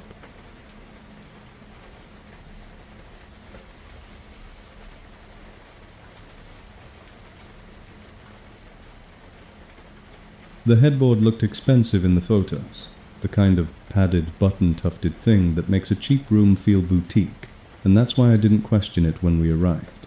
My girlfriend Casey and I booked the winter Airbnb because it was close to a ski mountain, and the listing promised new renovations, smart home, private, quiet. The host messaged right after check-in with the usual friendliness. Keypad code is 4141. Cameras are exterior, only for safety. If anything feels off, text me right away. I'm close by. We joked about how every host says they're close by like it's comfort. Then we unloaded groceries, turned on the fireplace, and tried to pretend we weren't the kind of people who read horror threads before bed. The bedroom was on the main floor, right off the living room, and the bed faced a big window with snow piled up outside, like a white wall. The headboard was bolted to the wall wide enough to span the bed, and it had two built-in reading lights and a little shelf for phones. Convenient, right? Around midnight, Casey plugged her phone into the USB port on the headboard shelf and made a face. "It's not charging," she said. I leaned over and tried my cable. Mine didn't charge either. The ports looked normal, but they felt loose, like they weren't connected to anything. I shrugged it off as cheap furniture. We went to sleep. At Doi Chasse. I woke up because the bed vibrated slightly. Not like an earthquake, more like a faint tremor from something heavy shifting. Then I heard it. A soft, sliding sound behind my head, like fabric brushing wood, slow and careful. Casey was asleep, breathing evenly. I held my breath and listened. The sound stopped. 10 seconds passed. Then a single click came from inside the headboard, close enough that it felt like it happened inside my skull. A second later, the reading light above Casey's side turned on by itself, dim at first, then brighter, like someone adjusting it. Casey stirred and mumbled. "What are you doing?" I said. "Nothing," because I wasn't. I reached up and turned the light off. It clicked off easily. For a moment the room went still again. Then my phone buzzed on the headboard shelf with a notification I didn't recognize. New device connected. The Wi-Fi name was the cabin's network, but the device name was a string of letters followed by a word that made my stomach drop. Panel. I opened the router settings, and another device popped in under it. Cam. HB. Headboard camera. I sat up so fast, the mattress squeaked. Casey blinked awake, saw my face, and whispered, "What?" I didn't answer. I slid my hand behind the headboard cushion, expecting solid wall, and my fingers found a seam, an edge that didn't belong. The upholstery panel had give like a door. My skin went cold. I got my phone, flashlight, and aimed it along the headboard's edge. The light caught a thin line where the panel met the frame, and near the bottom, hidden behind the bedskirt, there was a small recessed latch. Not decorative. Functional. I told myself to stop. I told myself it was unsafe to mess with things in someone else's property. Then I remembered the device name. Cam. HB. I flipped the latch. The headboard panel released with a soft sigh like a vacuum seal breaking. The upholstered section swung outward on hidden hinges, revealing a narrow corridor behind the bed. Unfinished plywood walls, exposed studs, and runner carpet laid down to muffle footsteps. The air that spilled out was cold and stale, smelling like dust and old breath. Casey made a sound like she swallowed a scream. In the corridor, mounted at chest height, were two tiny lenses pointed directly at where our pillows had been. Beneath them, neatly bundled wires ran along the wall, like veins, disappearing into the darkness. There was even a small shelf with a power strip and a spare phone charger, plugged in the kind of setup someone uses when they spend time in a place. I stepped closer, heart hammering, and saw something that made my blood turn to ice. A peephole cut through the drywall into the bedroom, positioned so someone standing in the corridor could look into the room without the cameras at all. Casey grabbed my arm hard and whispered, "Close it. Close it now."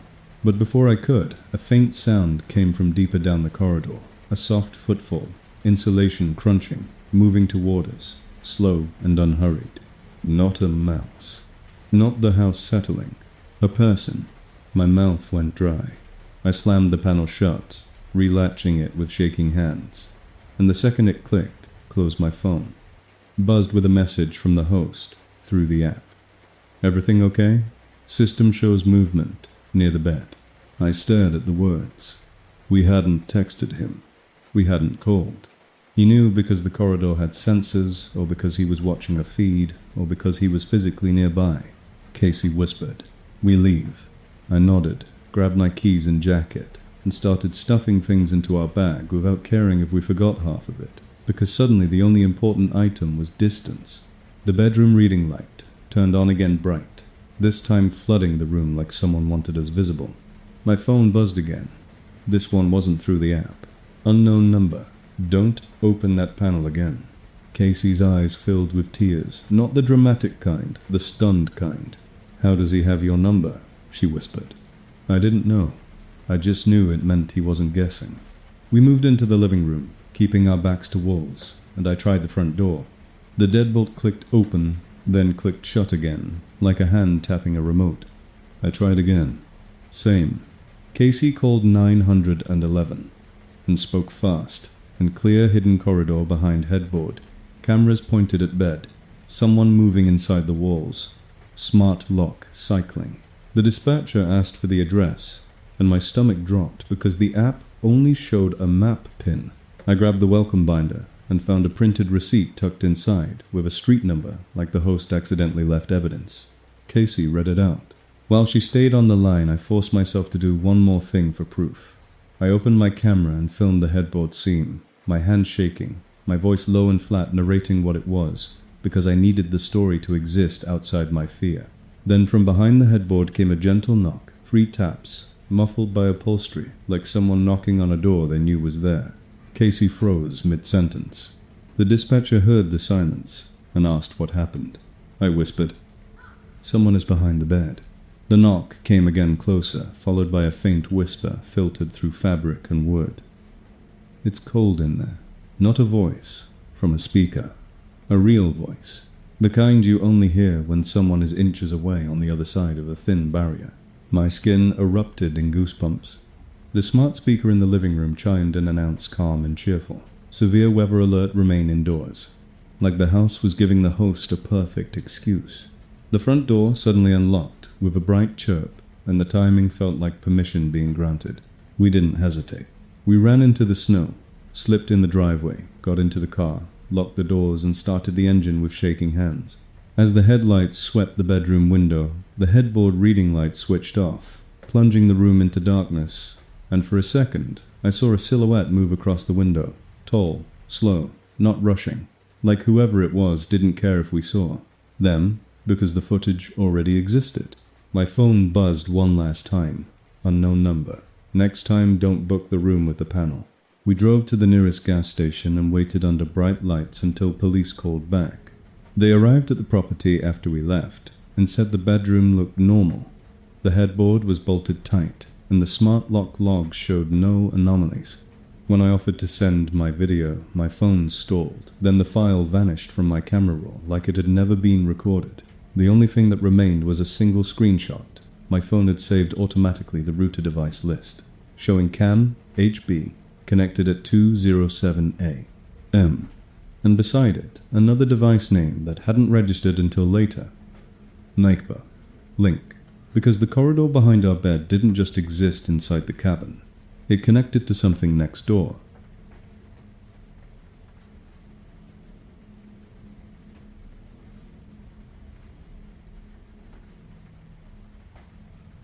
The closet was bigger than it needed to be, which is the kind of detail you don't appreciate until you're standing in front of it at night wondering what else fits inside. My friend Tessa and I rented the winter condo because it was cheap, close to downtown, and the host had superhost badges plastered all over the listing like armor. The check-in message was instant and overly helpful. Code is 5858. Smart home will adjust temperature automatically. Exterior cameras for safety only. If anything feels off, text me right away. I'm close by. The unit was spotless, almost too spotless, with that disinfectant smell that makes you think of hospitals and cover-ups. We unpacked, ordered food, and tried to enjoy it. The bedroom was simple. A queen bed, a dresser, a mirrored closet with sliding doors. Tessa tossed her suitcase into the closet and frowned. "Why is the back wall soft?" she said. I laughed and said, "Maybe it's cheap drywall." But when I stepped in and pressed my palm against the rear panel, it flexed slightly, like thin wood, not wall. I shined my phone light along the corners and saw the seams were too straight, too deliberate, and the wall didn't meet the floor flush. There was a thin line at the base, where it lifted a fraction, like a panel that could move. My stomach tightened. I told myself it was just bad construction. We ate, watched a show, and by midnight, the snow outside had started thickening, turning the window into a grey blur. Atunu 32 AM. The bedroom door creaked a little. Tessa rolled over and whispered, "Did you lock it?" I had. I got up, checked the handle, still locked, and told her it was the building settling. Then I heard a soft sound from inside the closet, like fabric shifting against fabric, the subtle rustle of someone moving very carefully. I froze. Tessa sat up, eyes wide. The closet doors were closed. The room was still. The sound came again, a faint scrape low to the ground, like something sliding along the baseboard inside. I walked to the closet, with my phone light raised, and whispered, "Hello," because my brain still wanted a normal explanation. A lost cat, a coat falling off a hanger. Tessa grabbed my wrist. "Don't," she whispered. I slid one closet door open. Inside were our bags and a couple of empty hangers, nothing else. No coats, no boxes, no obvious hiding spot. The sound stopped, like it was listening. I shined the light along the back wall and saw fresh scuff marks near the bottom. a cluster of thin lines like something had been dragged across it recently. Then in the corner, where the wall met the side panel, my light caught a tiny metal tab recessed into the frame hidden behind the door track. A latch. I looked at Tessa. She mouthed, "No." My phone buzzed with a message through the app from the host. "Everything okay? Motion sensor shows activity in the bedroom." My throat tightened. We hadn't made noise. We hadn't contacted him. He knew we were at the closet because the unit was watching the unit, Tessa whispered. "We leave now." I nodded, but my hand moved on its own, flipping the latch, because fear makes you do the exact thing you shouldn't, like your brain needs proof more than safety. The back panel released with a soft click. It didn't swing, like a normal door. It slid sideways, smooth and practiced, revealing a narrow cavity behind it, a space just wide enough for a person to stand. The air that came out was warm and stale, carrying the smell of sweat and cheap cologne. Inside the cavity was not insulation or pipes. It was a room, a hidden room. Unfinished wood framing, a small folding chair, a blanket on the floor, and on a shelf at eye level, a monitor already on, showing a live camera view of the bedroom from above. I saw myself and Tessa on the screen in real time, our faces pale in my flashlight beam, the closet door open like a wound. Tessa made a strangled sound. Next to the monitor was a clipboard with printed pages, screenshots of guests, couples laughing in the living room, a woman stepping out of the shower, a man asleep on the bed. Each page had dates scribbled in the margin, like a collector marking trophies. Below the clipboard was a plastic bin filled with small personal items, hair ties, earrings, a hotel keycard, a child's bracelet, a bottle of perfume, and at the very bottom, a driver's license. I picked it up with shaking fingers, and the name hit me like a slap, because it was familiar my co-worker's name. A person who'd mentioned a cute rental downtown months earlier, and then stopped coming to work without explanation. My mouth went dry. Tessa whispered, "Close it. Please close it." But then we heard something else. The front door lock clicked. Once, then again. The smart lock cycling sound, the sound of permission being granted or revoked. My phone buzzed. Unknown number. Put it back.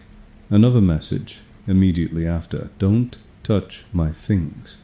Tessa backed out of the closet so fast she hit the dresser. "He's here," she whispered.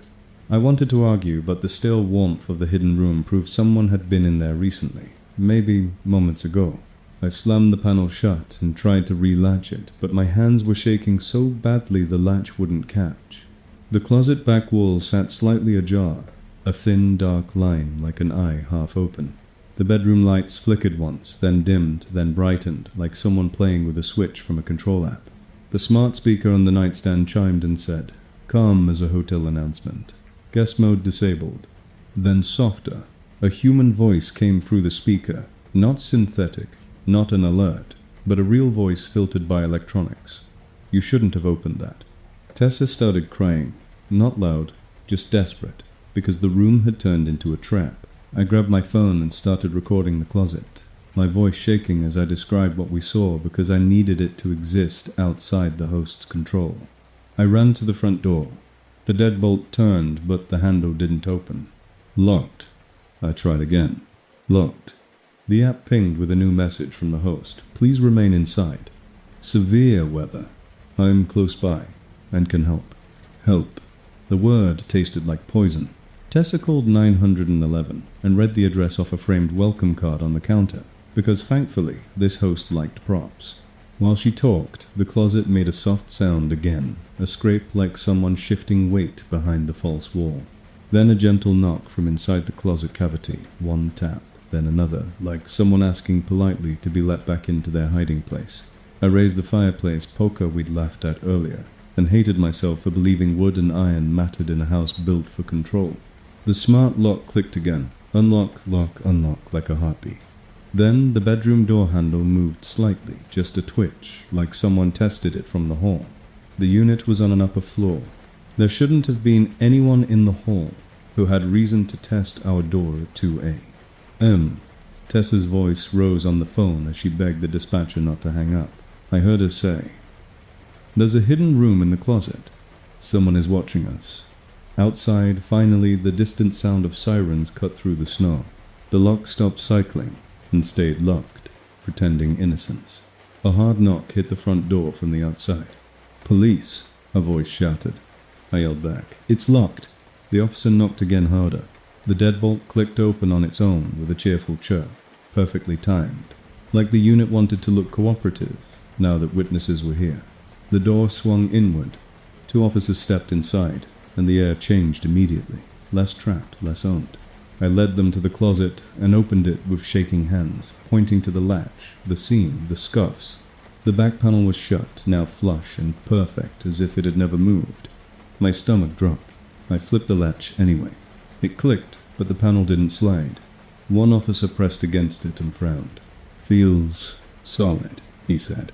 I started to protest when Tessa screamed, "The monitor, it was on, it was right there." The officers looked at each other, skeptical, and for a terrifying second I felt the story slipping into that familiar pit where you sound crazy in the house. Winds. Then the officer's flashlight beam caught something at the base of the closet, a thin strip of carpet that didn't match the rest, tucked into a seam, like someone had rushed to cover it. He knelt, pulled it, and the panel shifted a fraction, revealing the tiniest gap. "Cold air," breathed out. The officer wedged his fingers in and yanked. The false wall slid open with a grinding sound, and the hidden room was there after all, except it had been cleared. The chair was gone. The monitor was gone. The clipboard was gone. The shelf was empty. Only one thing remained, placed carefully on the bare wooden floor, like a message my own phone charger, coiled neatly with a small white tag attached that read in clean handwriting, "You brought your own camera." In the days after, the platform refunded us and told us they found no evidence of policy violation. The police report listed suspicious construction, and no suspect on scene. The unit's listing disappeared, then reappeared a week later under a new host name, with the same photos and a different address pin. And 2 nights after we got home, I woke up at 311A M to a soft scrape in my bedroom closet, the same low sound, patient and familiar, followed by a gentle tap from the inside wall, like something had followed us out of that rental and learned where we sleep.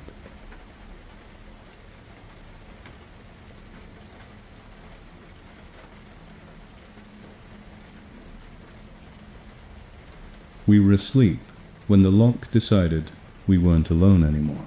That's the part I still can't explain to people without sounding paranoid, because smart locks have made it easy to dismiss fear as a glitch. My wife, Nora, and I rented the place for 1 night after a winter wedding ran late and the roads iced over. The listing was a generic cozy cottage, self-check-in, smart home, and the host, Mark, messaged like a script. Code is 3131. Exterior cameras for safety only. If anything feels off, text me right away. I'm close by. We rolled our eyes, unpacked, and fell asleep hard. At 2:13, she opted M. I woke to a soft electronic chirp from the hallway, the kind of polite sound a keypad makes when it accepts a code. Then came the deadbolt, sound a heavy click that doesn't belong in dreams. Nora was breathing slow beside me. The heater hummed. The house was otherwise silent. I lay there wide awake, now listening for the next noise to tell me I imagined it. A second later, the bedroom door handle moved. Not rattled. Turned slow and careful, like someone who expected it to open without resistance. The latch was still engaged because I'd locked it before bed, a habit from years of traveling. The handle turned back. The hallway light outside the bedroom dimmed, then brightened, like someone adjusting it from a nap. I held my breath and stared at the crack beneath our door. A shadow passed over it, barely there, enough to make my stomach drop. Nora's eyes opened. She whispered, "Did you hear that I didn't answer?" Because I was trying to decide if the next move was to pretend I was asleep or to make noise, so whoever it was knew they couldn't surprise us. The handle turned again firmer this time, and the door shook once as if someone tested the frame. Then a voice low and close on the other side said, "Hello." Not shouted, not panicked, just conversational, like a person who believed they belonged there. Nora sat up. I slid out of bed, grabbed my phone and whispered, "Who is it?" Silence. The voice returned, softer. Everything okay? The system flagged something. System. The same word every host uses when they want to pretend their access is about safety. I stepped closer to the door, heart hammering, and asked again, louder, "Who is it?" The voice sighed, as if I was being difficult. Maintenance. Sorry. Wrong room. Wrong room. In a single-bedroom cottage. The footsteps moved away down the hall, slow, unhurried, like the person wasn't worried about being caught. Then the keypad chirped again, and the deadbolt clicked, locking. From inside our bedroom we heard it clearly. The front door had been opened, then closed, then locked from the outside. Nora whispered, "Call 911. I nodded, but my first instinct was proof, because I knew how this would sound in the morning. I opened the smart lock app linked in the house binder, the one the host encouraged guests to download for easy access, and it prompted me to create a guest profile. I didn't. I just watched the activity log on the little screen by the door, the one that showed recent entries. It displayed locked and unlocked with timestamps, but no code entries, no usernames, as if the lock was ashamed to admit what it had done. Nora kept whispering. Someone was in the house. I finally called the platform support line first, because it felt safer than 911, like I could keep the situation customer service. Support told me to call police. I did. While we waited, I checked the rest of the cottage with my phone light and the fireplace poker, because again my brain wanted props. The living room looked exactly as we left it. The kitchen looked clean. No open drawers. No missing knives. But when I walked into the bathroom, I stopped. Our toiletries bag was open on the counter. I knew I'd zipped it. The toothbrushes weren't in the same order. And my wedding ring, which I'd taken off before bed and placed on the little dish beside the sink, was not there. My skin went cold. Nora saw my face and rushed in. I checked the dish again, like it might appear if I looked harder. Then I noticed a faint, wet spot on the hand towel, as if someone had just dried their hands. I felt dizzy. Someone had been close enough to touch our things quietly, to take a ring without making noise, to wash their hands like it was their house. Nora whispered, "Where is it?" I didn't answer. I opened every drawer, not because I thought it was in a drawer, but because I needed to see if anything else had been moved. Under the sink behind the spare toilet paper, I found my ring sitting on top of a folded washcloth, like it had been placed there deliberately. Not dropped. Placed. A message without words. I can take what I want and I can put it back when I want. The police arrived 20 minutes later, lights washing the snow outside, blue and red. 2 officers came in, listened to us, and did a walkthrough. One asked, "Are you sure it wasn't a neighbor?" I pointed at the keypad and said, "Someone unlocked this door and tried to come into our bedroom." He asked if we knew the host's name. I gave it. He called. Mark answered on the first ring, voice calm, almost sleepy. "Oh wow," Mark said, "that's scary. But nobody should be inside. I'm close by. I can come over." "Close by?" The officer asked directly. "Do you have a key?"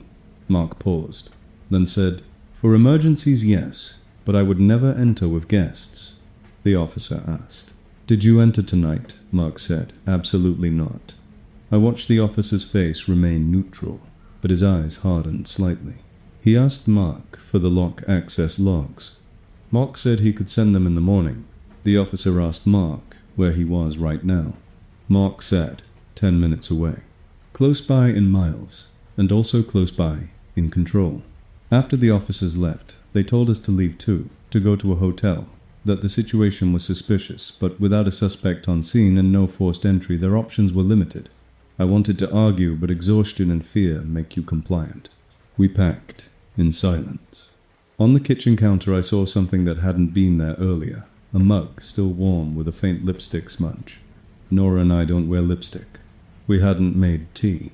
The mug sat there like another message. I had time. I wasn't rushed. I was comfortable. Nora started shaking. We walked out into the snow and got into our car. As I started the engine, my phone buzzed with a notification from the host through the app. So, sorry about the confusion. Sometimes my cleaner accidentally triggers the system. I'll refund you. Cleaner. A 2:30. She opta. M. In a snowstorm. I didn't respond. Then another message arrived, not through the app, from an unknown number. Nice ring. Next time, don't lock the bedroom door. It damages the handle.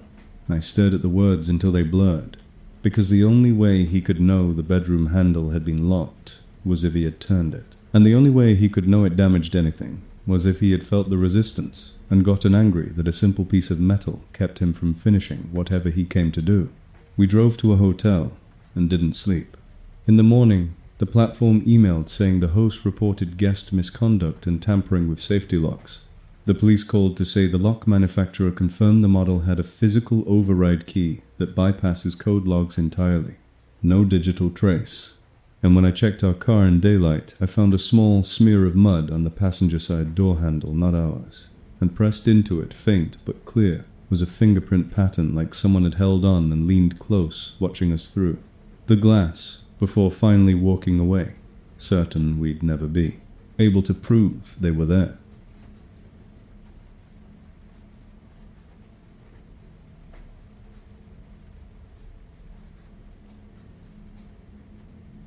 The rule was printed in bold at the top of the house binder, like a dare dressed as liability. Rule has shown, do not enter the basement. The host didn't hide it. He highlighted it. Underneath was a paragraph about old steps, low beams, wildlife, and insurance, the usual excuses. Then, as if he couldn't help himself, he added a line that made my skin tighten. If you hear noises down there, ignore them. The house settles. My girlfriend Jules laughed when she read it and said, "That's the creepiest thing I've ever seen in a rental." We were only there because a snowstorm turned our road trip into an overnight detour, and this place was cheap and available. The check-in message hit my phone the moment we parked. Code is 7272. Smart home will adjust automatically. Exterior cameras for safety only. If anything feels off, text me right away. I'm close by. Inside the house looked normal, too normal. Warm lamps, a bowl of candy, fresh towels folded like hotel swans. The basement door was in the kitchen, a plain wooden door painted the same color as the wall with a deadbolt on it that you'd never put on a simple storage closet. Jules pointed at it and said, "He really doesn't want people going down there." I said, "Then we don't." And I meant it because curiosity is expensive. We ate, watched a movie, and tried to ignore the storm outside. Around 1:15 p.m., the power flickered once, and the smart speaker in the living room chimed, then said cheerfully, "Severe weather alert, remain indoors." Jules looked at me and whispered, "He can't be serious." The speaker wasn't even ours to own, yet it spoke like it owned us. At 2:22 shidoi a. We heard the first sound from the basement door. A dull bump, low and heavy, like someone dropping a box on concrete. The bump was followed by a faint scraping, slow and sustained, like something being dragged. Jules muted the TV and stared at the door. "Tell me that's pipes," she whispered. "Pipes don't drag." The scraping stopped when we stood up, as if it sensed attention. Then from behind the door, a soft sound. 3 knocks, spaced evenly, not random. Knock, knock, knock. Jules's eyes filled with tears immediately, not because she was dramatic, but because the pattern felt intentional, human. I grabbed my phone and messaged the host through the app. "Hi, sorry. We're hearing loud knocks, scraping from behind the basement door. Is someone in the basement?" His reply came instantly. "No, do not open the basement. It's unsafe. House settles in winter. Please ignore." Ignore, like fear, is a TV you can turn off. Jules whispered, "Call the police," I said. "We don't even know if there's a basement. Maybe it's a crawl space." Then the deadbolt on the basement door clicked once, sharp and metallic, as if someone on the other side tested it. My stomach dropped. Jules backed away from the door toward the living room. I put my ear near the wood and listened. At first, nothing. Then a faint wet inhale, breathing close enough to the door that it fogged the air behind it. I stumbled back. "Someone is there," I whispered. My phone buzzed with a new message, not through the app, from an unknown number. "Don't." One word, perfectly timed. Jules saw it and whispered, "How does he have your number?" I didn't know. I only knew the message meant we weren't dealing with an old house. We were dealing with a person who watched the house. Another bump came from below, followed by a faint sound that made my scalp prickle a muffled whimper. Not an animal. A human noise, smothered by distance, and a door. Jules covered her mouth and started shaking. I called 911, voice low, trying to sound calm enough to be believed. We're in a rental. There's a locked basement door. We hear someone inside knocking and crying. The host is telling us to ignore it. The dispatcher asked for the address. I read it off the Wi-Fi card on the fridge, grateful for the host's obsession with printed props. While we waited, the smart speaker chimed again and said, "Reminder, guest policy prohibits restricted areas." The words sounded pre-recorded, but the timing felt personal, like the house was scolding us for caring. Jules whispered, "It's trying to keep us quiet." Then the living room lights dimmed, slightly not off, just lower, and the TV volume rose on its own, blasting noise into the room like a cover. I grabbed the remote and shut everything off. Silence snapped back, heavy and sharp. From the basement door came a slow scrape, again closer now, like something moved up to the steps. Then the 3 knocks repeated slower this time, and after them, a whisper pushed through the wood, faint but real. "Please." Jules broke into sobs. I put my hand on the basement deadbolt, feeling the cold metal, and for a split second I considered opening it because empathy can override logic. Then my phone buzzed again with the unknown number. "If you open it, you'll be responsible." Responsible. A legal word. A threat disguised as warning. The host sent another app message. "Police will not help you. It's wildlife. Stay upstairs. I'm close by. Close by. Always close by." Sirens finally cut through the storm outside. Distant at first, then closer. As the sound approached, the basement noises stopped instantly, like whoever was down there knew to go still. The front door lock clicked, unlocked then locked again, like the house preparing to act innocent. A hard knock hit the front door. "Police," a voice shouted. I yelled, "It's locked." The deadbolt at the front door chirped and unlocked by itself, perfectly timed, as if the smart home wanted to look cooperative now that witnesses were here. 2 officers stepped in, snow dusting their shoulders. Jules clung to my arm, shaking. I led them to the kitchen and pointed at the basement door at the deadbolt at the binder rule. One officer read, "If you hear noises down there, ignore them," and his face tightened. He listened at the door, then tried the handle. "Locked." He asked if we had a key. We didn't. He asked if the host responded. I showed him the messages. The officer called the host. Mark answered fast, voice smooth. "Officer, that basement is dangerous. It's sealed. There's nothing down there but old wiring." The officer said, "Then you'll have no problem authorizing entry." Mark paused. "I'm not on site," he said. "I'm close by, but the roads. Close by, but suddenly far when accountability showed up." The officer didn't argue. He radioed for fire to force the door. While we waited, I noticed a small black dot above the basement door frame, the kind of dot you'd mistake for a nail. Under the officer's flashlight, it glinted like glass. A camera pointed at anyone who approached the basement. A perfect way to record their curiosity, their fear, their tampering. Fire arrived and pried the deadbolt. The door opened with a groan, and cold, damp air poured out, carrying the smell of mold, gasoline, and something metallic. The steps down were steep, but not unsafe. At the bottom was a finished concrete space. Not storage, not a crawl space. An organized room with shelves, a folding chair, and a bank of monitors, mounted neatly on the wall. The monitors showed live feeds. Living room, kitchen, bedroom, front porch, and a camera, aimed straight at the basement door from below, capturing our faces the moment we opened it. In the corner of the basement, behind a plastic curtain, was a second door. The officer pulled the curtain aside and froze. On the other side was not another room. It was a passageway, unfinished, narrow, lined with plastic sheeting leading away under the house like a tunnel. The officer said quietly, "This isn't a basement. This is access," Jules whispered. "To where?" The officer didn't answer. He just stepped forward, flashlight shaking slightly now, because even trained people feel fear when a house reveals hidden infrastructure meant for people, not pipes. From deep in the passage, a faint sound floated back, soft, steady, and deliberate. 3 knocks answered by 3 more, farther away, like a signal traveling through the dark. Then a voice distant, but clear enough to understand, said, "Close it." Not from a speaker. From inside the tunnel, the officer backed up and radioed urgently for more units. Above us, the smart speaker upstairs chimed again, calm as ever, and announced, "Weather alert, remain indoors," as if the house was still trying to keep the story contained. Later, after hours of flashlights and questions and the host refusing to come to the scene, the officers told us they found the tunnel exit outside, hidden behind stacked firewood, and it connected toward the neighboring property line.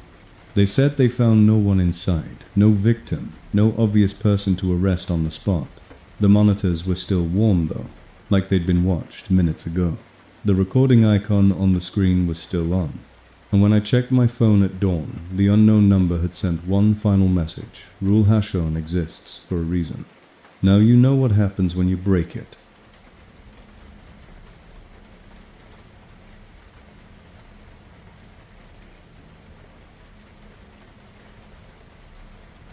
The first message came while I was still standing in the bathroom with wet hair and a towel twisted too tight around my chest. And the worst part wasn't what it said, it was that it proved someone had eyes inside the house, watching me in the pot. Only minutes, I thought, belonged to myself. My sister Leah and I booked the rental because the listing pitched girls' winter getaway, fireplace, hot tub, and smart home convenience. The host's check-in text hit my phone the second we got the code. Keypad is 2626. Exterior cameras for safety only. If anything feels off, text me right away. I'm close by.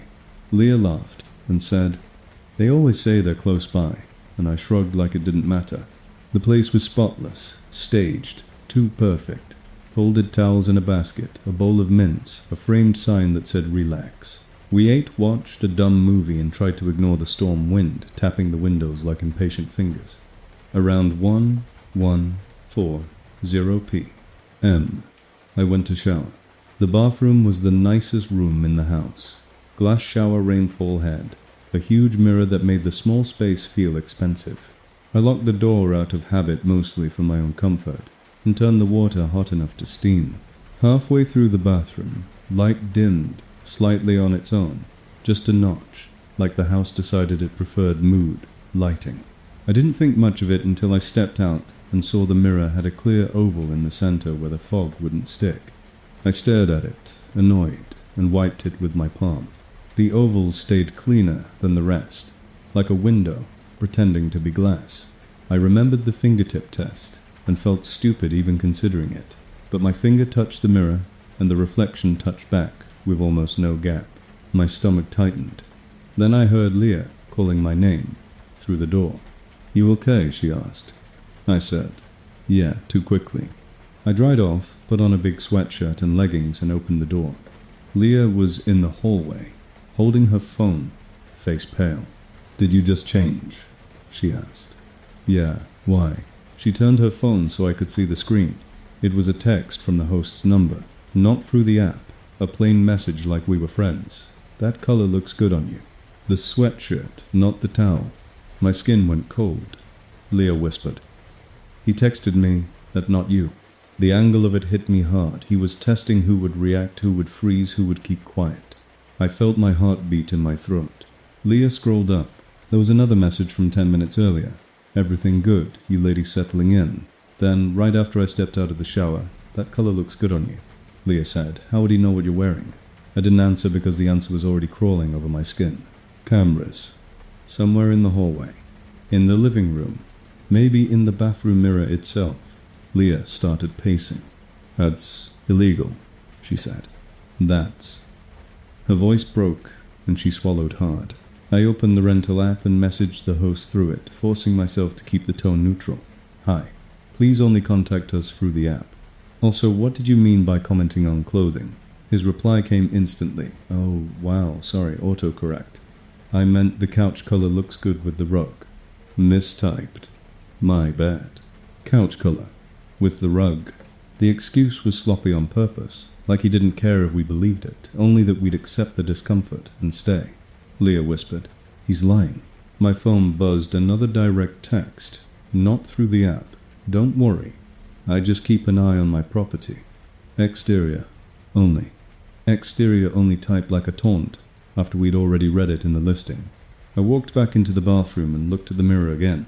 The clear oval sat there, like an iris. I turned off the light and lifted my phone camera, because cameras see what eyes miss.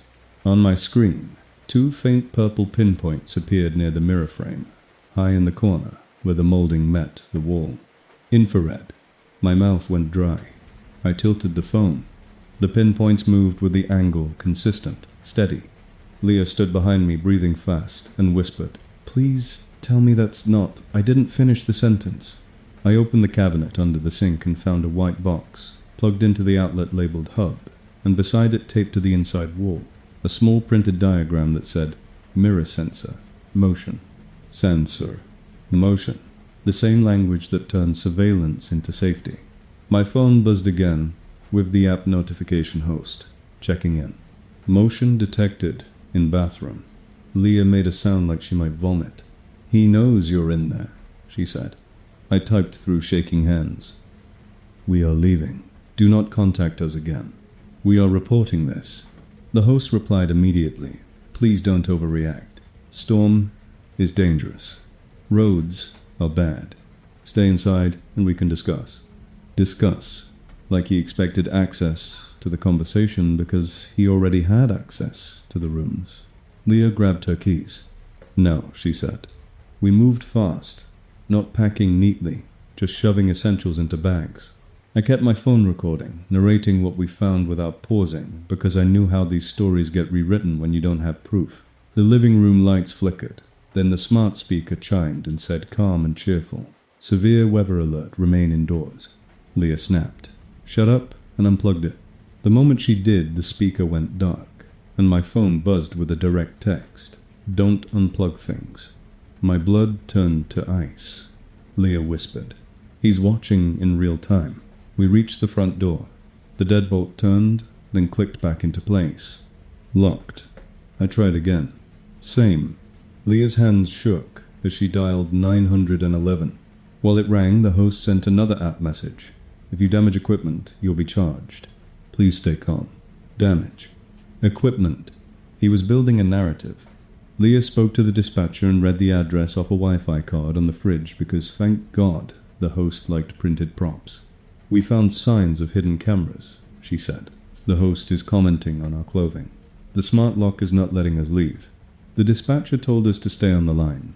While Leah talked, I walked back toward the bathroom. Not because I wanted to, but because I needed one more detail to anchor reality. I opened my phone camera and zoomed on the mirror frame. In the glossy edge, barely visible, was a tiny circular cutout, cleaner than the rest of the molding. A lens behind glass, disguised as trim. My phone buzzed again, unknown number. "Stop filming." Then, "You're making this ugly." I felt a hot surge of anger. "You made it ugly," I whispered to nobody, because the house didn't deserve a conversation. Outside, sirens finally approached, distant at first, then close. The front door lock chirped and unlocked by itself with perfect timing, like the house wanted to look cooperative now that witnesses existed. Leah and I burst outside, into snow that stung our faces. We ran to the car, locked the doors, and waited with the phone lines still open. A patrol car pulled in behind us. The officer came up, listened, then followed us inside. The house felt different, with another person there like it had to behave. The officer asked to see the messages. I showed him the host's comment about the sweatshirt and the towel. The officer's jaw tightened. He asked if the host had a reason to be inside the cameras. I said, "He claims exterior only, but he knew what I was wearing when I stepped out of the bathroom." The officer walked to the bathroom with me, shined his flashlight along the mirror frame, and for a second, nothing happened, and my stomach dropped, because I could feel the story slipping into nervous guests. Then the flashlight beam caught, a pinprick reflection that didn't match the angle, a tiny glass glint tucked in the molding. The officer leaned closer, and the glint vanished. as if the lens rotated away. He straightened slowly and said, "That's not normal." He asked if I had the app's host contact. I gave it. The officer called. The host answered quickly, voice smooth. "Officer, my guests are overreacting. The house is smart. It sends alerts. It's for safety."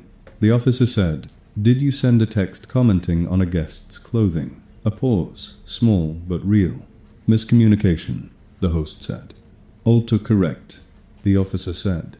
"Then you won't mind coming here now and opening the equipment for inspection." Another pause, longer. "I'm close by," the host said, and I hated how the phrase returned like a refrain. "But roads are bad." The officer's voice stayed calm. "Then I'll file this as suspicious surveillance and request a warrant based on the messages." The call ended. We left with the officer advising us to stay elsewhere. In the car, Leah started crying quiet and exhausted. I stared at my phone at the timestamp on the host's message, at the way my skin still felt exposed. The next day, the listing vanished. The platform emailed a template apology and a refund.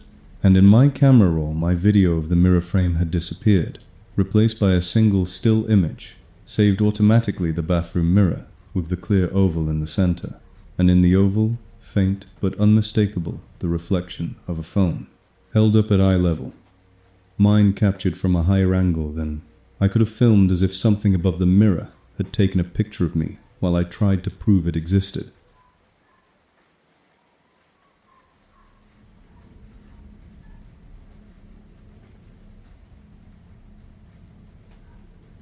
The car showed up before the sun went down, and it never left, which meant the night wasn't about hidden devices anymore.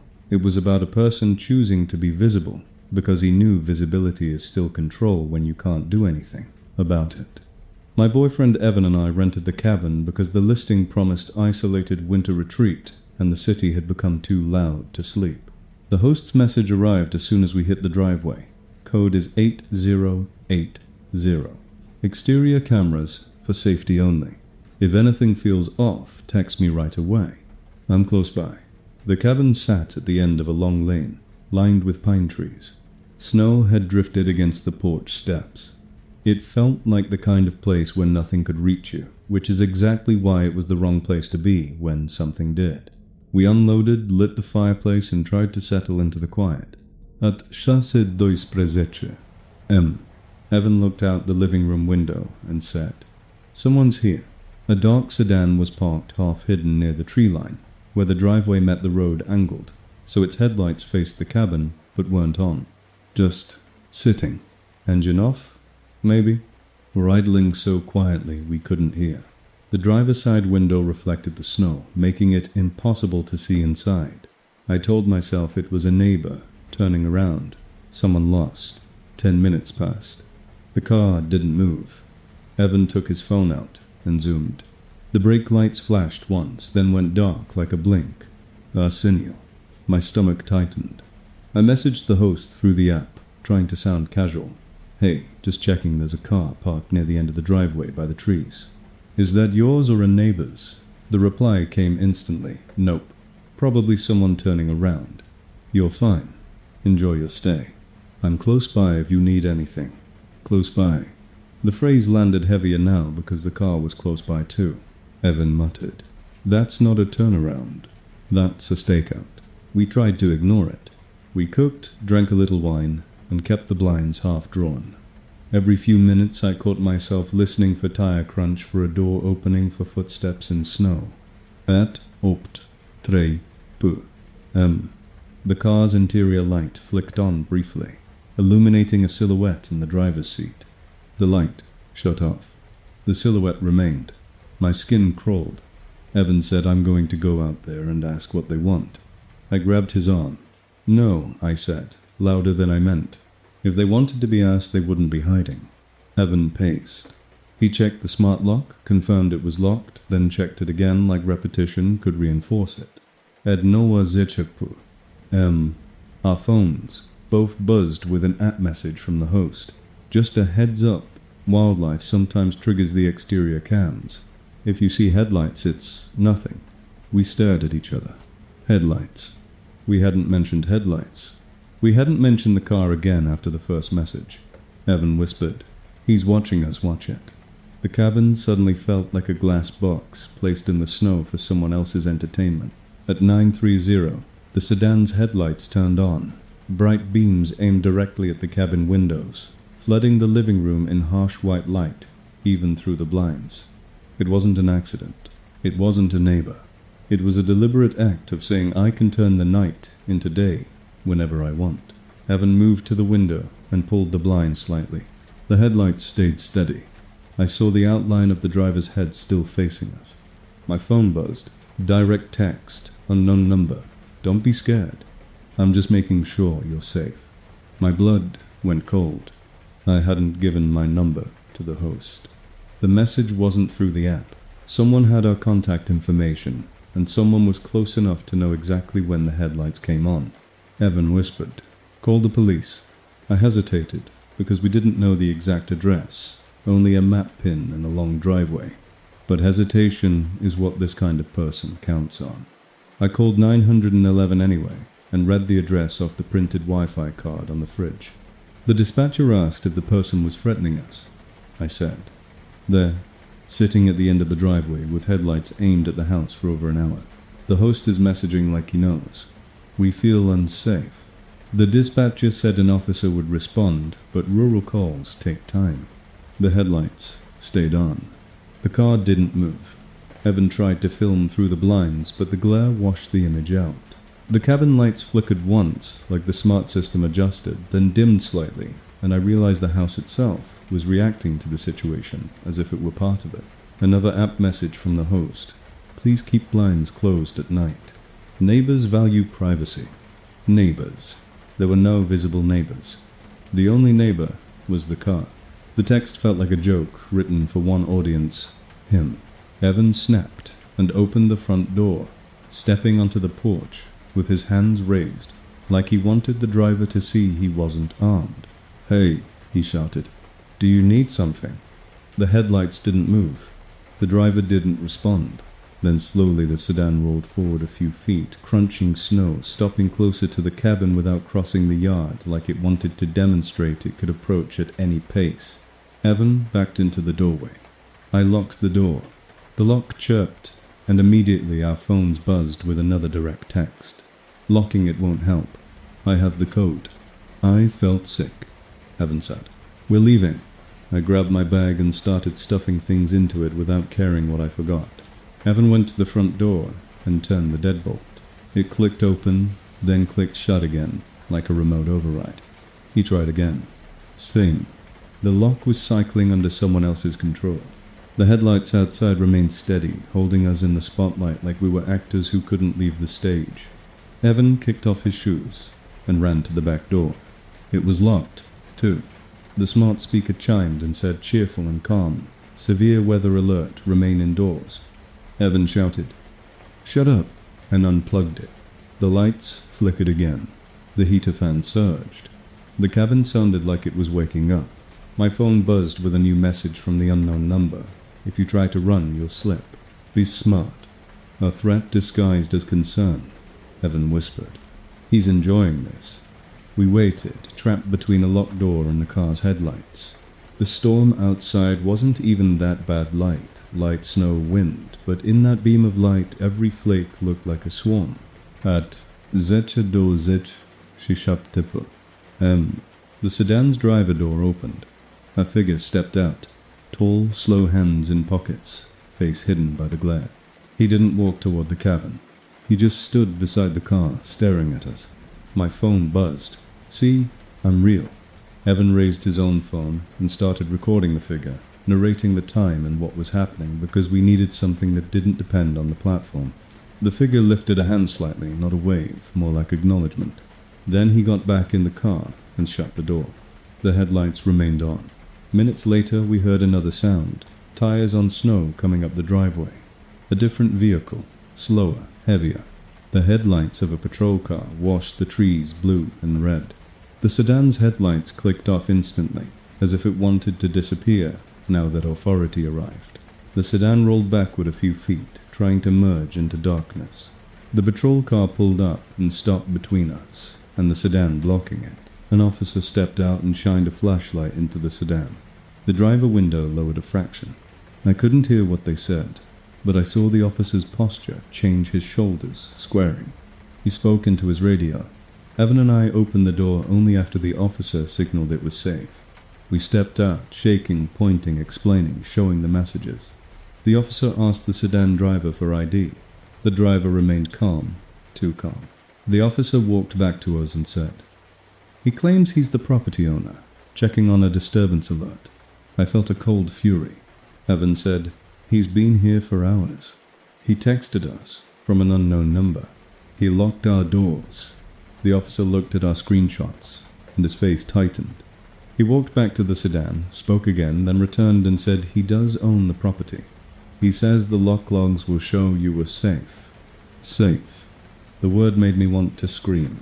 The officer couldn't arrest him for sitting on his own land, not without a direct threat, not without a clear violation in that moment. He told the driver to leave, to stop harassing guests, and he stayed parked at the end of the driveway until the sedan finally backed out and disappeared down the road. The moment it was gone, the cabin's smart lock chirped and unlocked as if the house exhaled. Evan and I packed and left anyway, following the patrol car to the main road, like children being escorted. The next day, the host left us a review, calling us paranoid and disruptive. The platform apologized and refunded us, and said they'd investigate the usual clean language. But the thing that still makes my hands shake is what happened when I opened my photos later. The video Evan recorded of the sedan, and the figure was gone, deleted, not in the trash folder, just missing. In its place was a new photo. We never took a clear shot of our cabin living room, through the front window blinds half-drawn Evan's face lit by the TV glow. My silhouette behind him, and in the bottom corner of the image reflected, faintly in the glass, the outline of a phone held up at chest. Height from outside, proof that the person in the car wasn't just watching the house. He was collecting us frame by frame, confident that even if we told the story, the evidence would always belong to him first.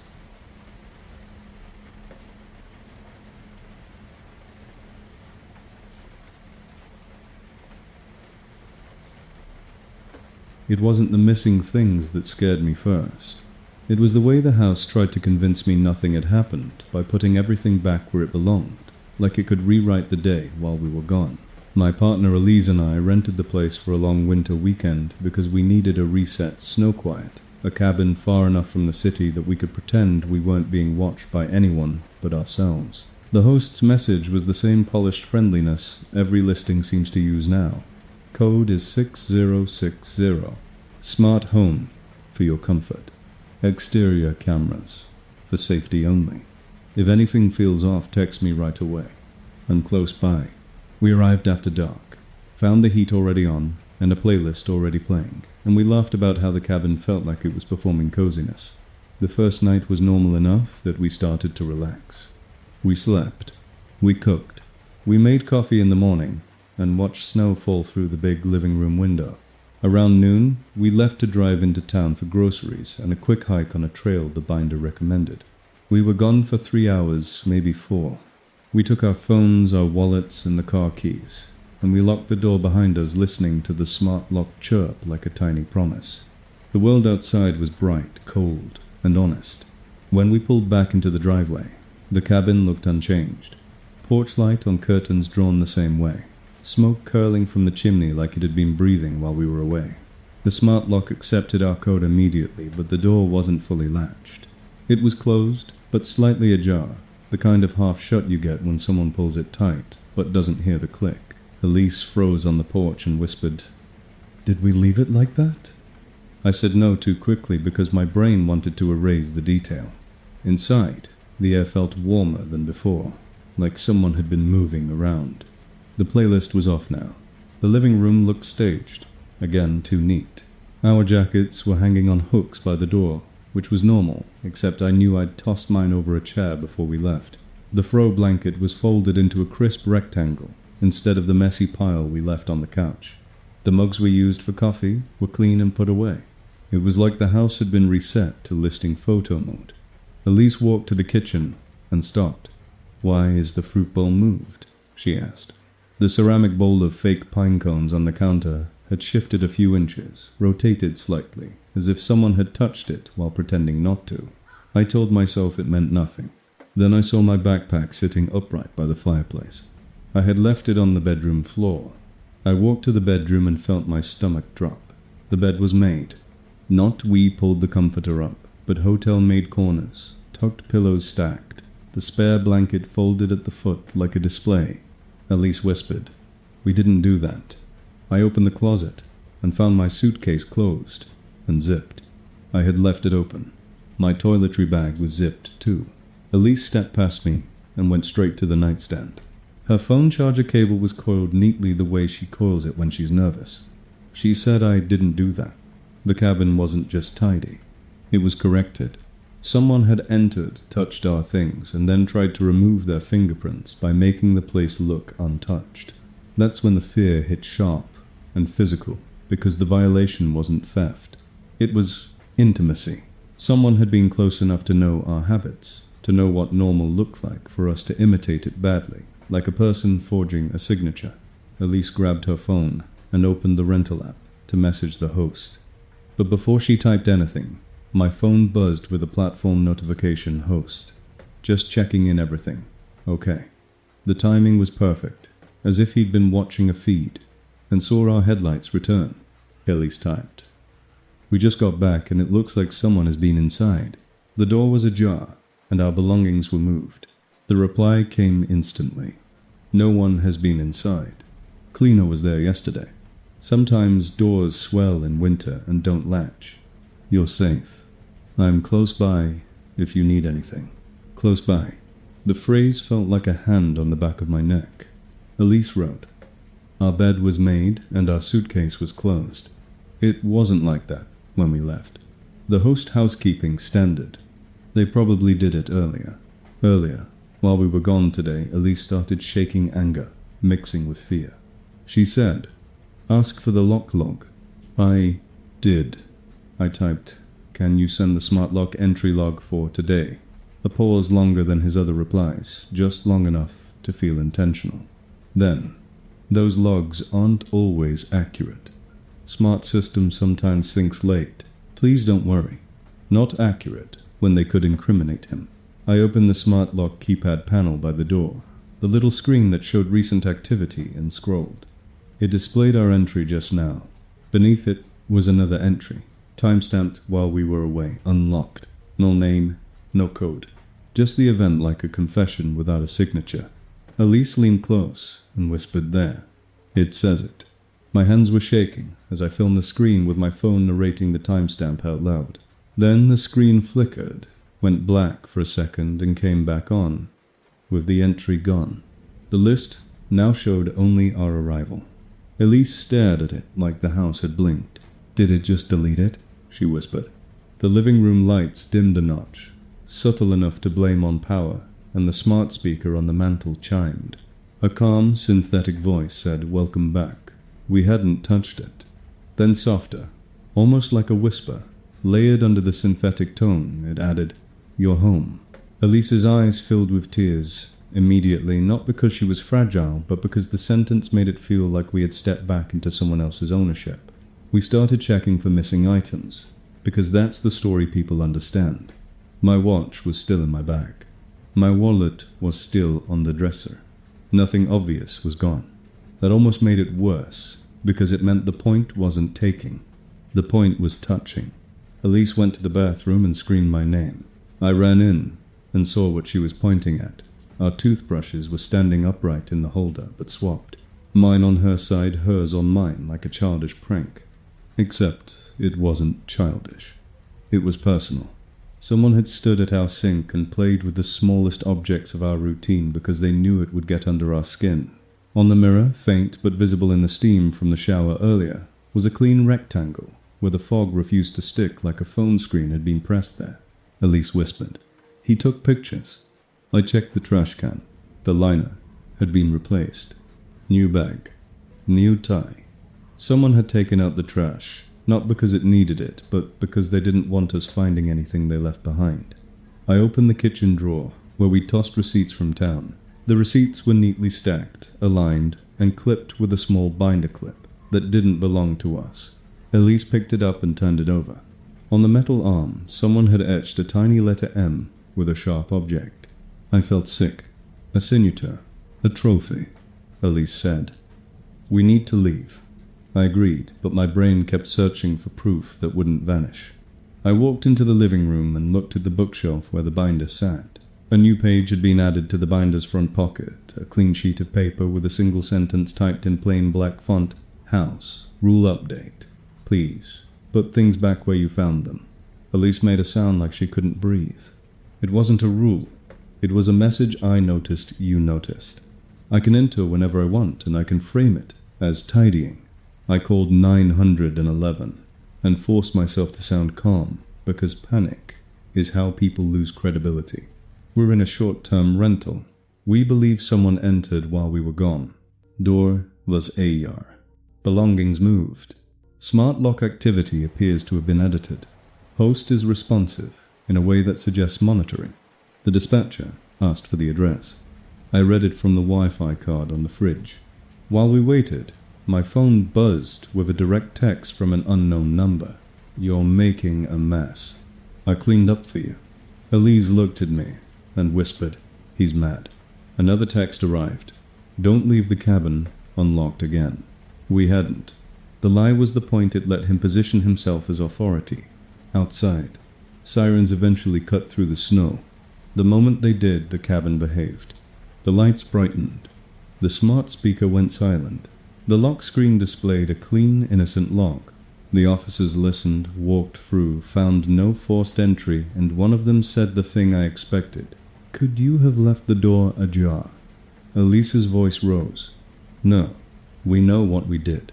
I showed them photos of the bed before we left, because Elise, by habit, had taken a picture of the room for the cute blanket and the snow outside. Then I showed the hotel-tucked bed now. One officer frowned.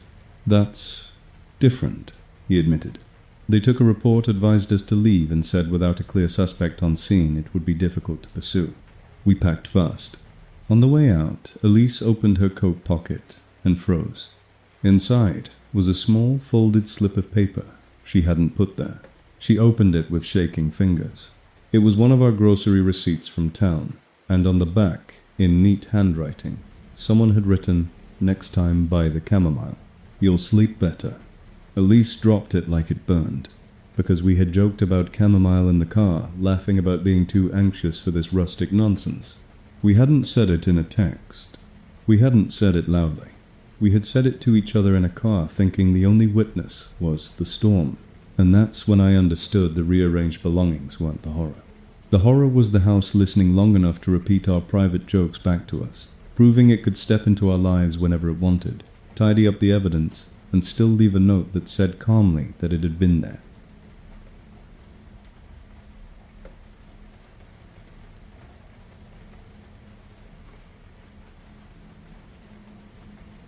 The smart home didn't feel creepy at first, because everything about modern rentals is designed to make surveillance sound like convenience.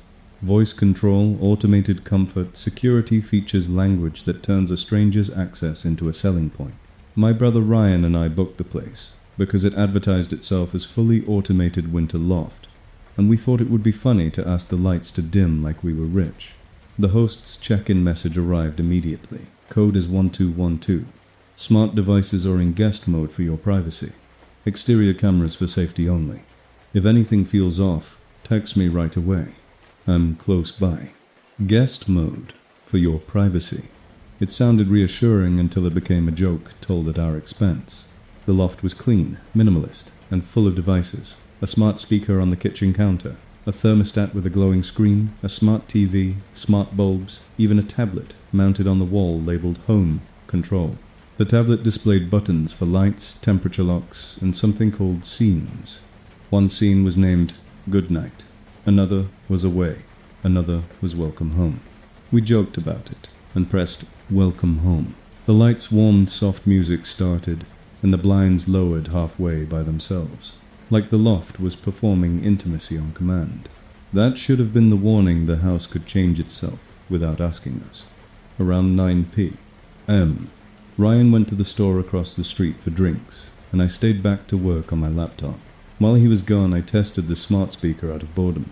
I said, "What's the weather?" It answered normally. I said, "Turn on the living room lamp." It did. Then, just to be stupid, I said quietly, "Are you listening to me?" The speaker paused, then responded with a chipper tone, "I'm here to help." I laughed and went back to my laptop. When Ryan returned, he dropped the bag on the counter and said, "This place is too quiet. It feels like someone is hiding." I laughed and said, "Stop. You're gonna freak yourself out." Then Ryan leaned in and whispered, joking, "Okay, but seriously, what if the host is a creep and he's watching us?" The smart speaker lit up with a soft ring and said unprompted, "I didn't understand that." Ryan stared at it. I stared at it. The speaker wasn't supposed to activate unless you used the wake word. We hadn't. We were whispering. Ryan said, "Louder now." Did it just respond to me? The speaker stayed lit for a second, like an eye holding contact, then went dark. My skin prickled. I told myself it was sensitive, that it heard a similar sound. But my rational explanation didn't match the feeling in my body, which was that the loft had leaned closer to eavesdrop. We tried to ignore it, and started a movie. Halfway through, the volume dropped on its own by 2 notches, subtle enough to be dismissed, and then the thermostat screen flashed and changed from 70 to 66 without anyone touching it. Ryan grabbed the wall tablet and said, "Is there a schedule?" He tapped settings. A pin prompt appeared. Only the host had access. Guest mode apparently meant we could request changes, but not control the system fully. Ryan muttered. "So he controls temperature," I said. "Maybe it's programmed." Then my phone buzzed with a platform message from the host. "Hope you guys are comfy. If you want it warmer, just tell the thermostat." I stared at the message. We hadn't complained. We hadn't contacted him. We hadn't mentioned temperature in the app. Ryan whispered, "He's watching the system." Then my phone buzzed again. This one was a direct text from an unknown number. "Don't stress. Guest mode doesn't record audio." The denial arrived too quickly, like it had been prepared. Ryan looked at me with that expression people get when their brain tries to decide if this is real or if they're spiraling. He said, "How would he know we're stressing?" I didn't answer. I opened the smart speaker's settings on my phone because the loft's Wi-Fi had prompted me to connect it earlier like a convenience. Under devices, I saw the smart speaker listed with a name, Loft, Echo. Beneath it was a feature, Toggle, Drop In, Enabled. My stomach dropped. Drop In is the feature that lets someone connect like an intercom without the device ringing like a normal call. A quiet intrusion disguised as a communication tool. I tried to disable it. A prompt appeared. "Admin permission required," Ryan said. "So, he can just listen whenever," I said. Maybe not, but my voice sounded thin because the system's structure was already an answer. Ryan walked to the smart TV and opened the menu. A profile icon in the corner showed a name we didn't recognize. Mark Admin. Under it were recent voice searches. The list made my blood turn cold because it wasn't movies. It was phrases. "Are you watching us?" "How to find hidden cameras?" "Call police." Not typed. Spoken. The TV had recorded voice queries we never made to the TV. Ryan and I stared at each other. Ryan whispered, "We said those." We had, quietly, to each other, in the kitchen, not to the TV, not to any wake word. But the loft had captured the words anyway, and routed them into a voice history like it owned our mouths. Ryan backed away from the TV, like it might bite. The smart speaker chimed softly, then said in a calm, synthetic voice, "It looks like you're trying to leave. Would you like to activate away mode?" The phrase hit me like a slap. Trying to leave. Ryan snapped. "No." The speaker responded, "Okay." Then, as if to prove it was in control, the front door, lock, clicked, locked, then unlocked, then locked again, a mechanical stutter that felt like laughter. My phone buzzed with another direct text. "Don't mess with modes. It confuses the automation." Automation, another word for control. Ryan grabbed his coat. "We're leaving," he said. I moved to the door and turned the deadbolt. It clicked open, then immediately clicked shut again. Ryan tried. Same. The lock was cycling from elsewhere, like someone pressing a button on an app, enjoying the power. I called 911. The dispatcher asked for the address, and I read it off the wall tablet's about screen, which thankfully displayed it without requiring admin access. While I spoke, the loft tried to drown us in normal. The lights warmed, the music started again, and the smart speaker announced cheerfully, "Welcome home," like it wanted to overwrite panic with ambience. Ryan unplugged the smart speaker. The ring light went dark. For 1 second, the loft felt quieter, less alive. Then the wall tablet chimed, and a different voice. Human came through its speaker, not synthetic, not an automated alert. "Don't unplug things," the voice said calmly, like a parent correcting a child. Ryan and I froze. The voice continued, "You're safe. Stop overreacting." It wasn't on speakerphone. There was no incoming call screen. It was an intercom. Drop in, but routed through the tablet. I felt my skin go cold. Ryan whispered, "That's him." The voice sighed, bored. "If you leave, you'll slip on the stairs. It's icy. Just relax." A threat disguised as concern, delivered in the soft tone of someone who believed he had the right to manage our bodies. I kept talking to the dispatcher, forcing my voice steady. The host is speaking through the smart home device. He is cycling the lock remotely. "We are unable to exit." The dispatcher asked if we felt in immediate danger. I said yes. The human voice on the tablet chuckled quietly, then went silent. The loft lights dimmed, not off, just lower, like someone reducing visibility. The TV screen turned black, and displayed white text centered on the screen Guest mode. Under it, a new line appeared. "Please be respectful." Ryan grabbed his phone and started recording the TV and the tablet voice history, narrating the time and what happened because we needed proof that didn't depend on the system. The recording lasted 12 seconds before his screen went black and a pop-up appeared. "Storage full." Ryan swore. His storage wasn't full. The loft Wi-Fi had pushed a device management profile.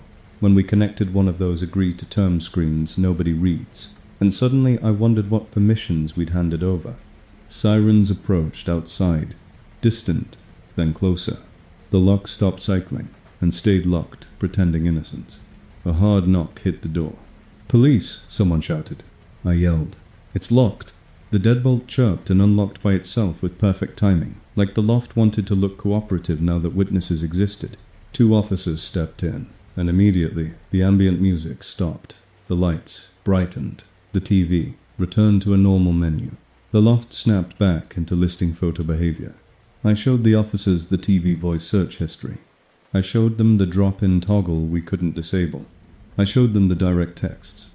One officer asked if I could pull the device's voice history logs. I tried. Admin permission required. Guest mode for your privacy apparently meant you were the only person who couldn't access what was recorded. The officers took a report and told us to leave. We packed fast. As we stepped out, the smart speaker unplugged, lit up briefly anyway, a faint ring like a dying ember, and the tablet flashed a final message, "Thank you for your stay." Then beneath it, smaller, as if it wanted only us to see I heard everything. We drove to a hotel and didn't sleep. The next morning, the platform refunded us and said they'd investigate. The host's listing disappeared, then reappeared later under a different name. And 2 nights after we got home, Ryan texted me at 2:14 a.m. With a screenshot from his own apartment, his smart speaker's voice history showed a new entry he didn't remember, saying a phrase recorded at exactly 2:06 a.m. At the same time, the loft's lock had started cycling, reading in his own voice, "Don't unplug things." He swore he never said it, but the history said he did, and that was the final twist. I couldn't shake the smart home didn't just listen while we were there. It taught itself our voices, stored them, and proved it could speak through us later, like privacy. It was just another setting the owner could turn off whenever he was close by.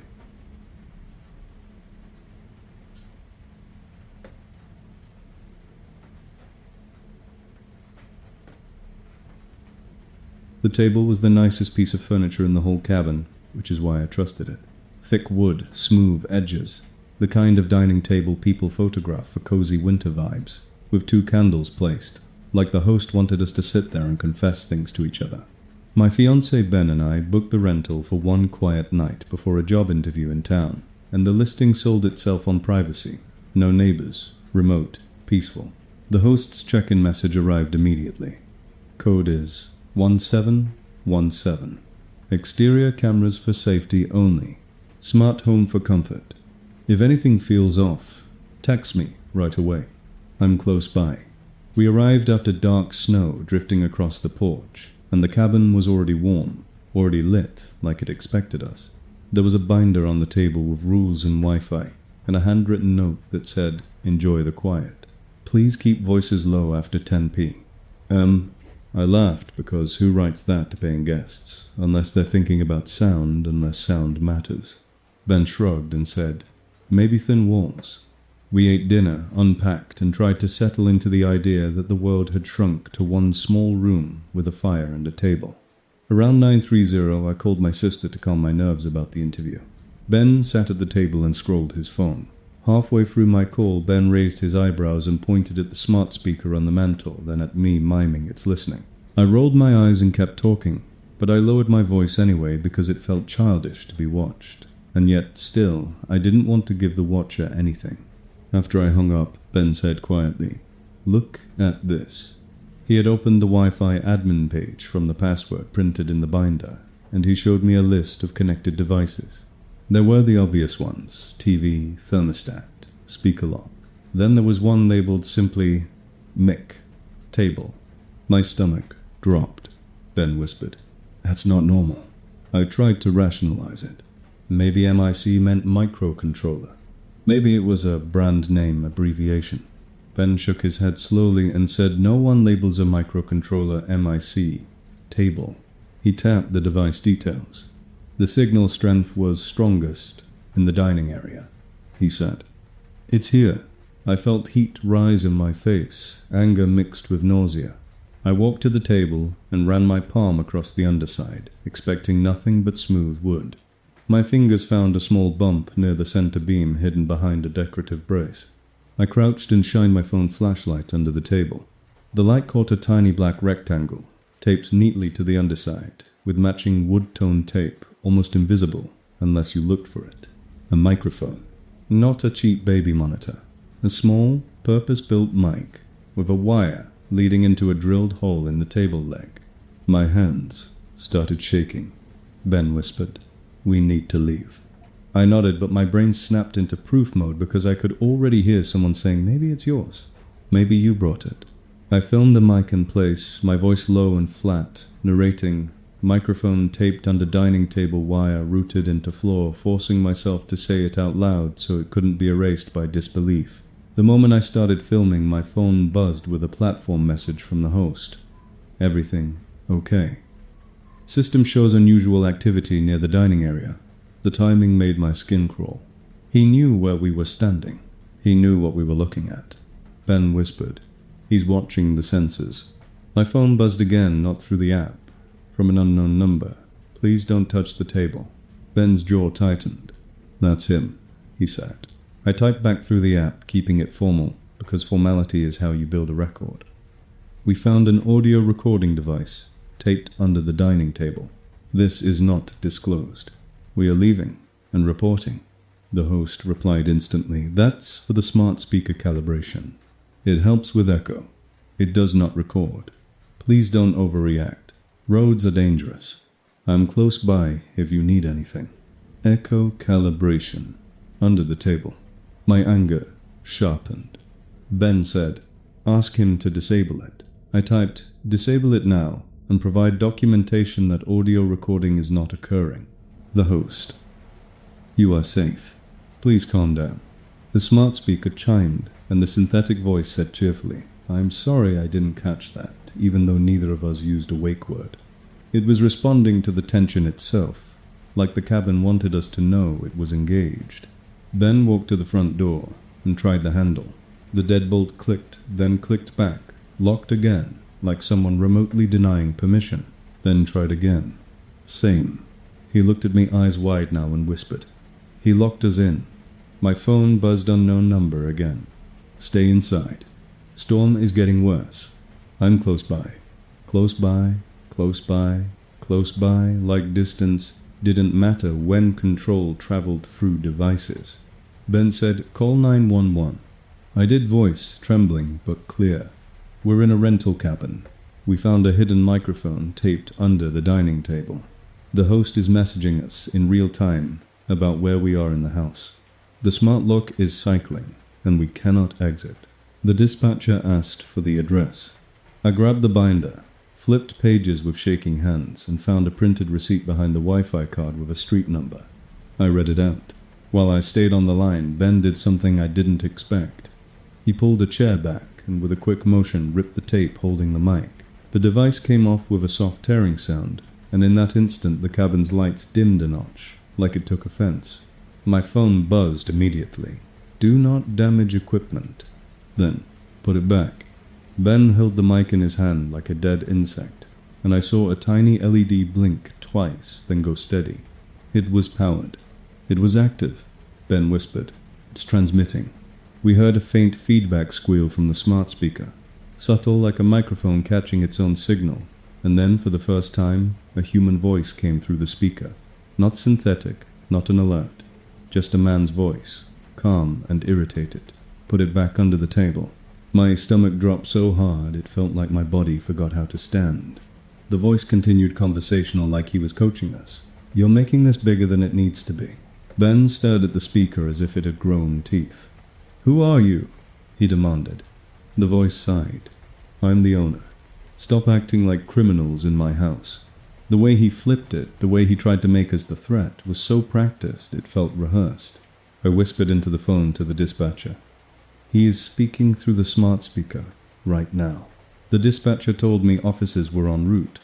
Outside wind pushed snow against the windows and the world felt far away. Ben shoved the mic into a drawer, like hiding. It could break the connection. The voice through the speaker went silent for a second, then returned sharper. "Open the drawer." Ben didn't. The front door lock clicked. Unlock, lock, unlock, like a heartbeat accelerating. Then the sound of the keypad chirping came from the front porch, as if someone was physically entering codes outside. Ben stepped away from the door. We stood in the living room frozen, watching the entrance like prey watches a thicket. The doorknob turned, once slowly testing. It didn't open, because the deadbolt was engaged. Then the human voice came again through the speaker, softer, now almost coaxing. "If you come outside in this weather, you'll get hurt. Just sit down. We'll talk." Talk. The same word that always means comply. In the kitchen, my phone buzzed with another direct text. "If you tell police lies, I will play your conversations." That was the moment the full shape of it hit me. The microphone wasn't just for listening. It was leverage. It was blackmail infrastructure. I looked at Ben and saw his hands shaking, and I realized how easily a normal argument, a private confession, a vulnerable moment could be turned into a weapon when someone else owned the recording. Sirens finally cut through the wind, outside distant at first, then closer. The lock stopped cycling and stayed locked like the cabin wanted to look innocent now. A hard knock hit the door. "Police!" I shouted. "It's locked!" The deadbolt chirped and unlocked by itself with perfect timing, cooperative for witnesses. 2 officers stepped in boots, leaving wet prints on the rug.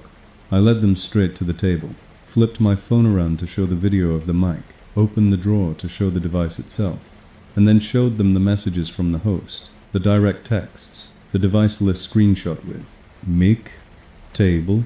One officer's face tightened. He asked if I had heard the host's voice through the speaker. I nodded.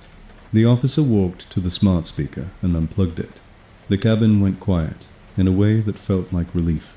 But as we stood there, the officer looked up at the ceiling corner near the dining area, and his flashlight caught a tiny pinprick reflection. Another lens, another sensor, another eye. Because the table mic wasn't the only thing hidden in that room. It was just the one we were supposed to find, the one that made us panic, the one that proved the house didn't just watch bodies. It listened for secrets.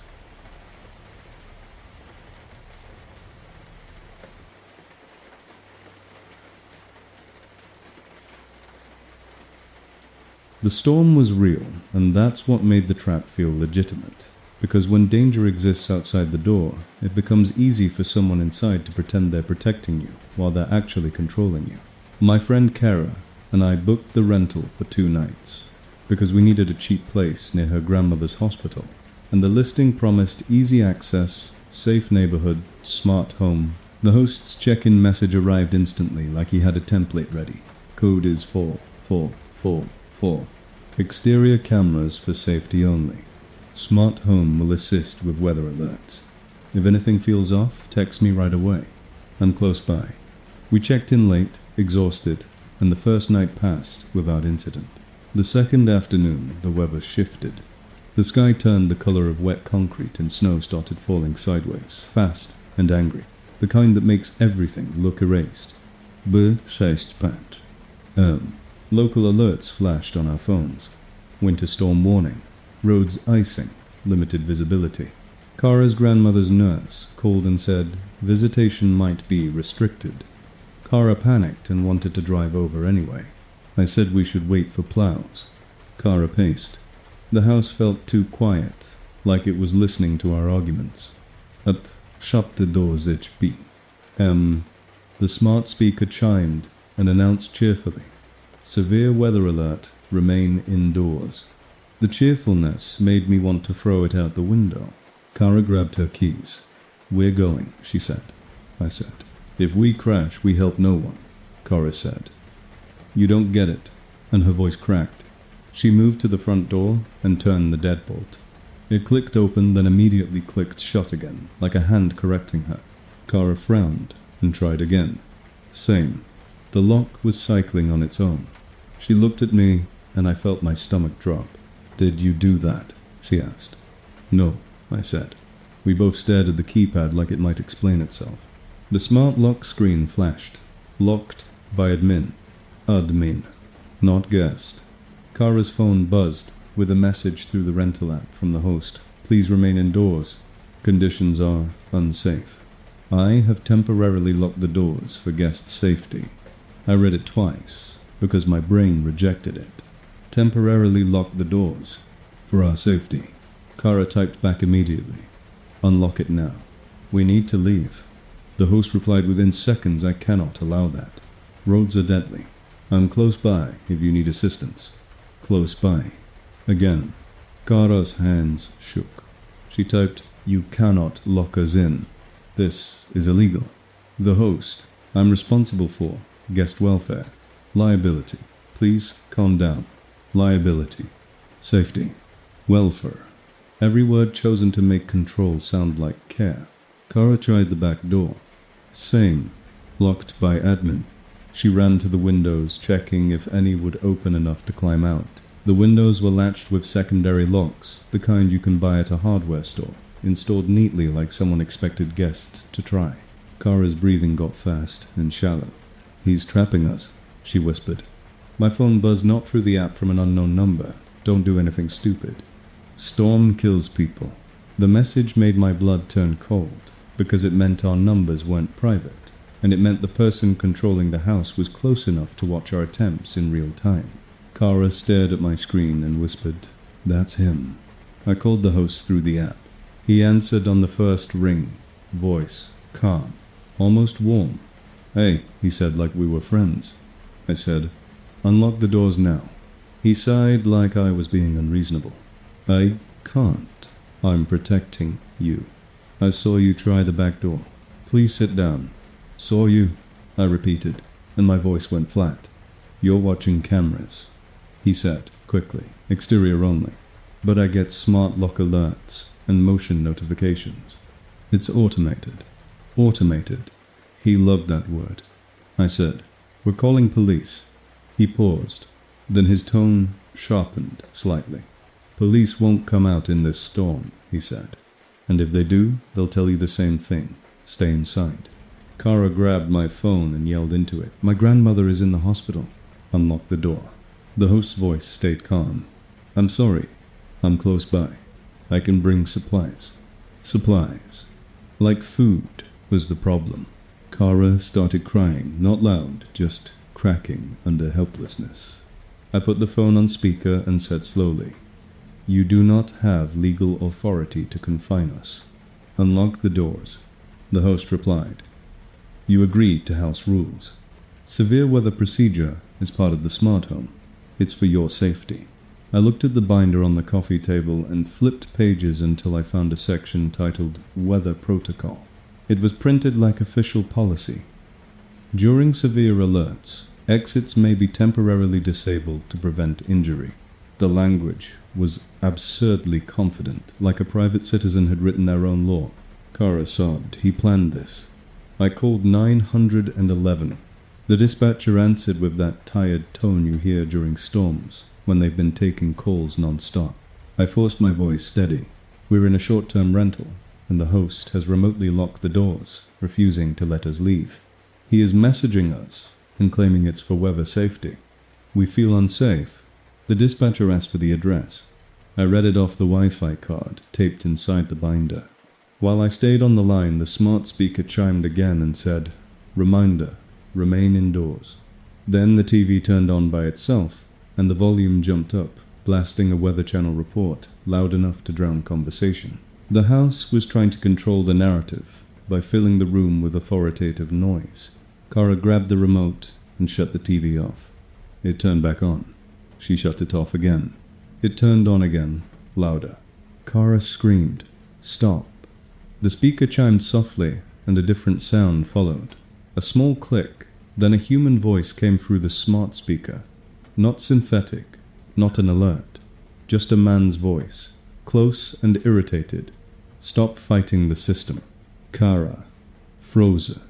I felt my skin go cold. The voice continued, Sit down. You'll be fine. I'm close by, Kara whispered. He's talking through it. The dispatcher heard the change in my breathing and asked what was happening. I said, The host is speaking through the smart home device right now. The dispatcher said officers would respond as soon as possible. Kara ran to the kitchen for a knife, then stopped shaking because she wasn't thinking about attacking anyone. She was thinking about cutting herself out through a window if she had to. That realization hit me harder than the lock he had built, a situation where our options were either compliance or self-harm by exposure to the storm. That's what made it coercion. My phone buzzed again. Unknown number. If you break a window, you pay. If you go outside, you die. Be smart. Kara looked at me with raw fear and whispered, We're not safe either way. We waited, trapped, listening to the wind slam snow against the siding. Adopt, Paispri Zichi, M. Headlights swept across the living room curtains. A car pulled into the driveway. Kara rushed to the window and peeled the curtain back a fraction. A dark vehicle idled with its lights off, then on, then off again, like a signal. My phone buzzed with an app message from the host. I'm here. Don't worry. Kara's voice rose into panic. He's outside, she whispered. The front door handle moved, slightly tested from the outside, then stopped as if he wanted us to hear him without entering. The smart lock chirped once. Locked by admin. A knock came 3 slow knocks, followed by the host's voice from the porch, muffled by the door. It's okay. I brought blankets. Kara backed away from the door like it was a cliff edge. I stayed on the line with 911, whispering, He is at the door. He will not unlock it for us to leave. He is refusing to let us exit, but he is physically present. The dispatcher told me to stay inside and keep distance. The irony almost made me laugh. Then we heard another sound. Sirens faint but real fighting the wind. The host's footsteps on the porch moved quickly, retreating. The driveway headlights blinked, then the car engine revved and the tires crunched as it backed out. The moment the sirens got close, the lock chirped and unlocked by itself like the house suddenly remembered it was supposed to be safe. A hard knock hit the door. Police, I shouted. We're inside. 2 officers stepped in, snow clinging to their coats. Kara burst into tears and tried to explain all at once. I showed the officers the host's messages, where he admitted locking the doors. I showed them the locked by admin screen. I showed them the unknown number texts. One officer's face tightened. He asked, Is the host on site? I said, He just was. The officer went outside, shined his flashlight along the driveway, saw fresh tire tracks leading away, and spoke into his radio. Inside, the smart speaker stayed silent as if it knew better now. The officers told us to gather essentials and leave with them. As we packed, I glanced at the binder again and noticed something I hadn't before. In the margins of the weather protocol page, handwritten in neat ink, was a sentence that wasn't printed like someone added it for themselves. Guests will thank you later. Kara's hands shook as she stuffed clothes into a bag. When we stepped outside, the wind tore at our faces, but the air felt cleaner than the house. As we walked to the patrol car, my phone buzzed one last time from the unknown number. I saved you. You'll understand when you calm down. I stared at the screen and felt a cold certainty settle in my chest. He didn't lock the doors because he feared the storm. He locked the doors because the storm gave him the perfect excuse to do what he wanted without being questioned.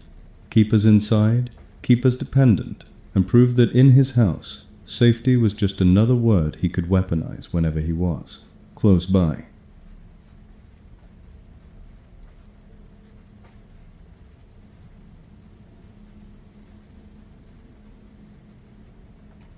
The first thing I found wasn't a hidden camera or a secret door. It was someone else's name written on someone else's suitcase tag inside the closet, like the house had been swallowing people and saving the labels. My friend Maren and I booked the rental because our car got rerouted by a winter closure, and every hotel within 50 miles was sold out, so an instant book cabin with self-check-in felt like a rescue. The host's message arrived before we even turned off the engine. Code is 1919. Exterior cameras for safety only. Smart home for comfort. If anything feels off, text me right away. I'm close by.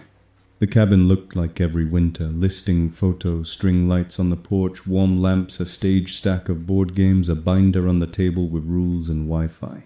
We were too tired to be picky. We just wanted sleep. The first red flag was small enough to ignore the hallway. Closet door had a keyed knob, not a normal handle like a storage closet that didn't want guests borrowing a vacuum. But the key was already in it, dangling like an invitation. Maren joked. They always lock something, and I shrugged. Around 1230A. The heater kicked on, and the house settled, with little pops and ticks. I was half asleep when Maren whispered, "Do you hear that?" I listened. A faint, repetitive sound from the hallway like plastic rustling, softly. Not wind, not pipes. A whispery crinkle like someone shifting a shopping bag, very carefully. Maren swung her feet out of bed and said, "I'm checking." I told her not to, but she was already in the hall phone, flashlight on. I followed because leaving her alone felt worse. The closet door was closed. The key still hung in the knob, still innocent. Maren leaned close and whispered, "It's coming from inside." She turned the key slowly. The lock clicked, with a sound that felt too loud for a sleeping house. She opened the door. Inside was a normal closet.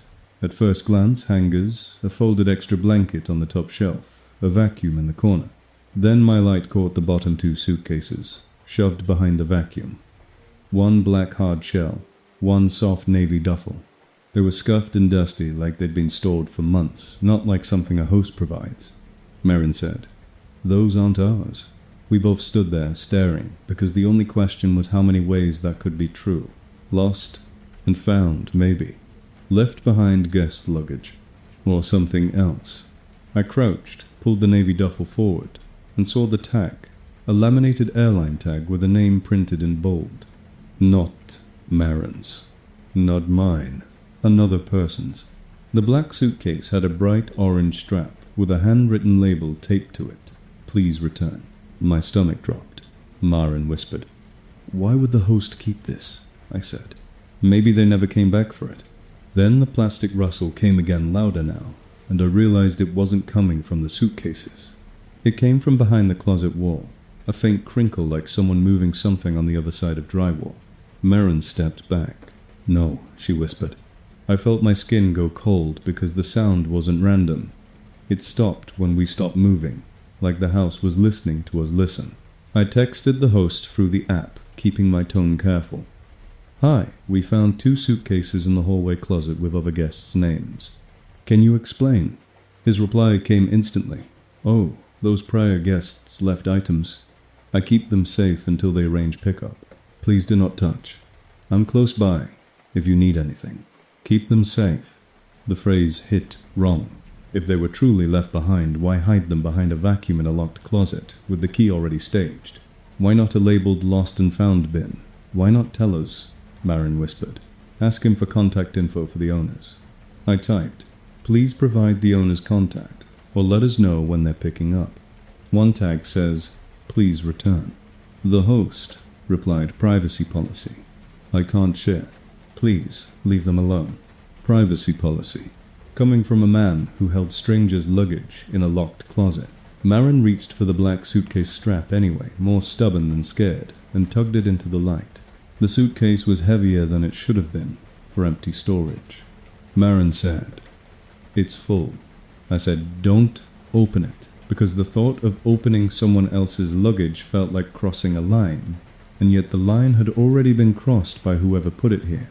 Marin stared at me and said, what if this is evidence she wasn't wrong? She unzipped a small exterior pocket, just a little, not the main compartment. Inside were items that made my mouth go dry. A passport holder, a set of car keys with a hotel keycard attached, and a folded piece of paper with a printed missing person flyer creased as if it had been carried in a wallet. The photo showed a young woman smiling in a winter coat. The text beneath read, missing, and a date from months earlier. My stomach turned. Marin whispered, why would this be in a suitcase left here? I didn't answer because I couldn't find an answer that didn't terrify me. I took my phone and started recording, narrating quietly. Locked closet suitcases with other guests' names. Missing person flyer inside. The moment I hit record, my phone buzzed with an app message from the host. Everything okay? Motion shows you're in the hall closet. My blood went cold. He wasn't guessing. He was watching the house. Marin's eyes filled with tears. He knows, she whispered. My phone buzzed again, not through the app, from an unknown number. Stop recording and close the closet. The command was so immediate it felt like a hand on the back of my neck. Marin backed into the bedroom and grabbed her coat. We leave now, she said. I nodded, but my legs felt heavy like fear had weight. I tried the front door. The deadbolt turned, then clicked back into place, locked again like a remote override. I tried again. Same. Marin said. He locked it. The smart speaker in the living room chimed and announced calm and cheerful. Severe weather alert, remain indoors. It was a perfect excuse, delivered on demand. Marin whispered, it's not even that bad out there. Outside the wind was loud, but it wasn't a whiteout. The storm was real enough to scare you, not real enough to justify confinement. I called 911 and forced my voice steady. We're in a short-term rental. The host is remotely locking us in. We found luggage belonging to previous guests, including a missing person flyer. We're being messaged from an unknown number to stop recording. The dispatcher asked for the address. I read it off the Wi-Fi card, in the binder grateful the host liked printed props. While I stayed on the line, the closet wall made a soft sound, again, plastic crinkle, then a faint thump like something set down on the other side. Marin grabbed my sleeve. Someone is back there, she whispered. I wanted to deny it, but my body didn't believe me. I walked back to the closet and pressed my palm against the rear panel. It flexed slightly too much for a normal wall. I shined my light along the edges and found a seam tucked behind hanging coats, a thin vertical line that didn't match the drywall joints. A false wall, a panel, a doorway pretending to be structure. I didn't open it. I couldn't make my hand do it, because opening it would mean whatever was behind it could open toward us too. Instead, I filmed the seam, the luggage tags, the flyer, and Marin shaking hands, building a record in case the story got rewritten later. My phone buzzed again.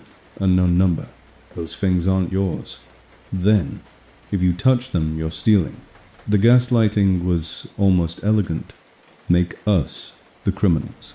Make his stash look like our wrongdoing. The front door lock chirped unlock, then immediately locked again like a heartbeat. Then I heard footsteps on the porch, slow deliberate steps that stopped right outside the front door. A gentle knock followed, 3 taps polite. The host's voice came through the wood, muffled but calm. Hey, everything okay? I came by because the system flagged movement. Close by became here. Marin clamped a hand over her mouth to keep from making noise. The voice continued, friendly as customer service. "Don't worry. I'll help." Help was the last word I wanted to hear. Sirens finally approached in the distance, faint under the wind. The porch footsteps retreated immediately quick now, as if the person outside knew exactly how much time he had before witnesses arrived. The moment the sirens got closer, the deadbolt chirped and unlocked by itself, suddenly cooperative. A hard knock hit the door.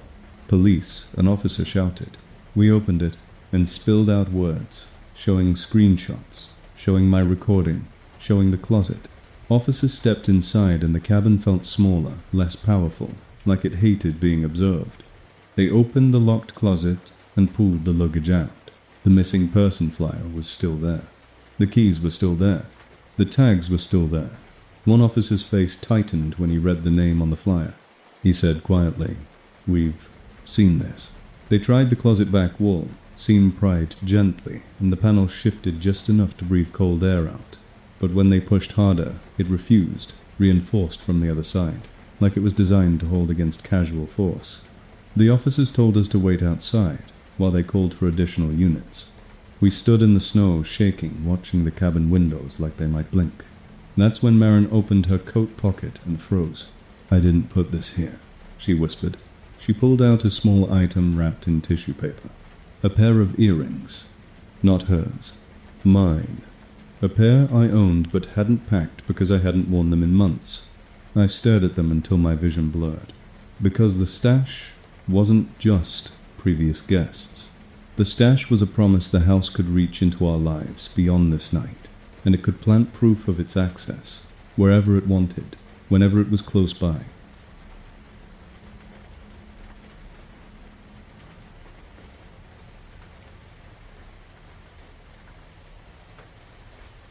The tunnel wasn't hidden because the host feared guests would get hurt.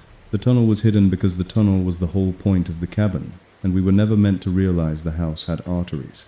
My fiancé Drew and I booked the winter rental as a last-minute quiet anniversary because we were exhausted, and the listing looked perfect. Isolated, snowy pines, fireplace, private retreat, and a price that felt like a mistake.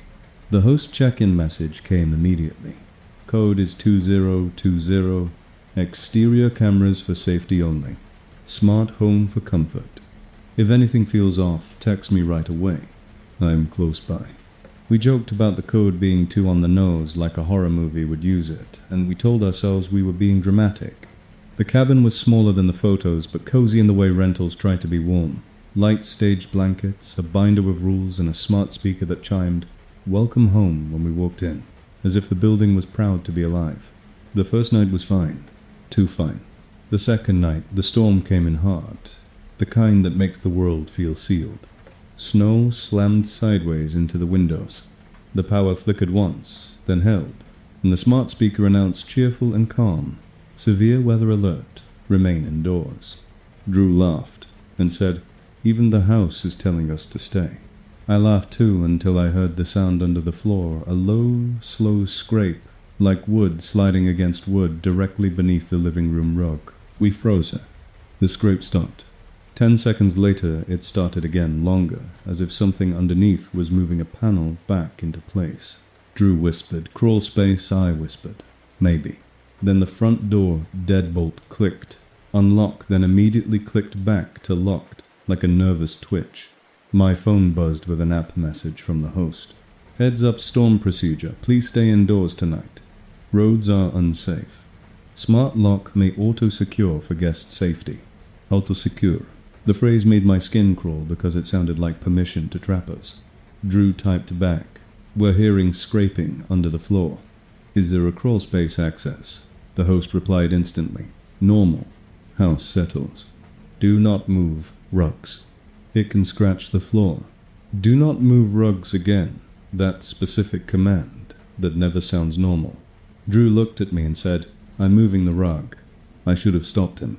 I didn't, because fear and curiosity are the same muscle. He lifted the corner. Underneath was a square hatch, darker wood than the rest. Recessed ring pull fresh scratch marks along the edge. Drew whispered, "Oh my God." He pulled the ring. The hatch resisted like it was weighted, then released with a soft suction sound. Cold, damp air breathed up, smelling like dirt, plastic, and something chemical like disinfectant. A ladder descended into darkness. Drew shined his phone light down. It wasn't a shallow crawl space. It was a corridor lined with plastic sheeting tall enough to crouch walk, running straight under the cabin as if someone had built a hallway beneath our living room. On the dust-covered floor were footprints. Not animal tracks. Bare human footprints, heel to toe, heading away from the ladder into the dark. My stomach dropped so hard I felt dizzy. My phone buzzed not through the app from an unknown number. Close it. Drew froze, then whispered, "How does he have our number?" Another app message from the host arrived immediately. "Please close that hatch. It's unsafe." The timing was too perfect. He knew the second it opened. He wasn't guessing. I started recording, narrating in a low voice. Hidden hatch, under living room rug, corridor beneath cabin human footprints. As I filmed, the smart speaker chimed and announced, "Reminder remain indoors." It felt like the house was scolding us for looking beneath it. Drew whispered, "We should leave." I ran to the front door and turned the deadbolt. It clicked open, then clicked shut again. Locked by admin, flashed briefly on the keypad screen. Drew swore under his breath. "He locked us in," he said. My phone buzzed again. Unknown number. "Storm kills people. Don't be stupid." A threat disguised as concern. We stood in the living room, staring at the open hatch, like it was a mouth. Drew said quietly, "If we can't go out, we go down." The logic was terrible. It was also the only logic left. We grabbed coats, the flashlight from the kitchen drawer, and the fireplace poker, because our brains loved pretend weapons. I kept recording. Drew went first down the ladder boots, thudding on the rungs, and I followed my heart, hammering so hard it felt like it was vibrating my teeth. The corridor air was colder than outside, somehow damp and close. The plastic sheeting rustled when our shoulders brushed it, and every rustle sounded like a whisper answering us. We moved slowly, flashlight beam cutting through dust motes. The footprints led forward, then merged with other prints, multiple sets, some barefoot, some in shoes, overlapping like traffic. Halfway down we passed a junction, where another corridor branched left, marked with a small hand-painted arrow on the wood frame. Not a construction marking, but a symbol. 3 short lines stacked like tally marks. Drew whispered, "What is that?" I didn't answer because my brain recognized it, the way you recognize a logo, something repeated enough to become a sign. We kept forward. The corridor opened into a concrete room beneath the cabin larger than it should have been, with shelves and power strips like a control hub.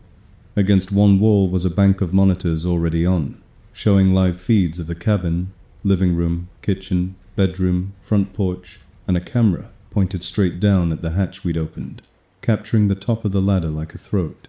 A red icon blinked in the corner of each feed recording. My skin went cold. On a folding table beneath the monitors were neatly stacked envelopes labeled with dates and cabin names like Pine, Ridge, Winter, Glen, Hollow, Cabin. Not just our cabin. A network.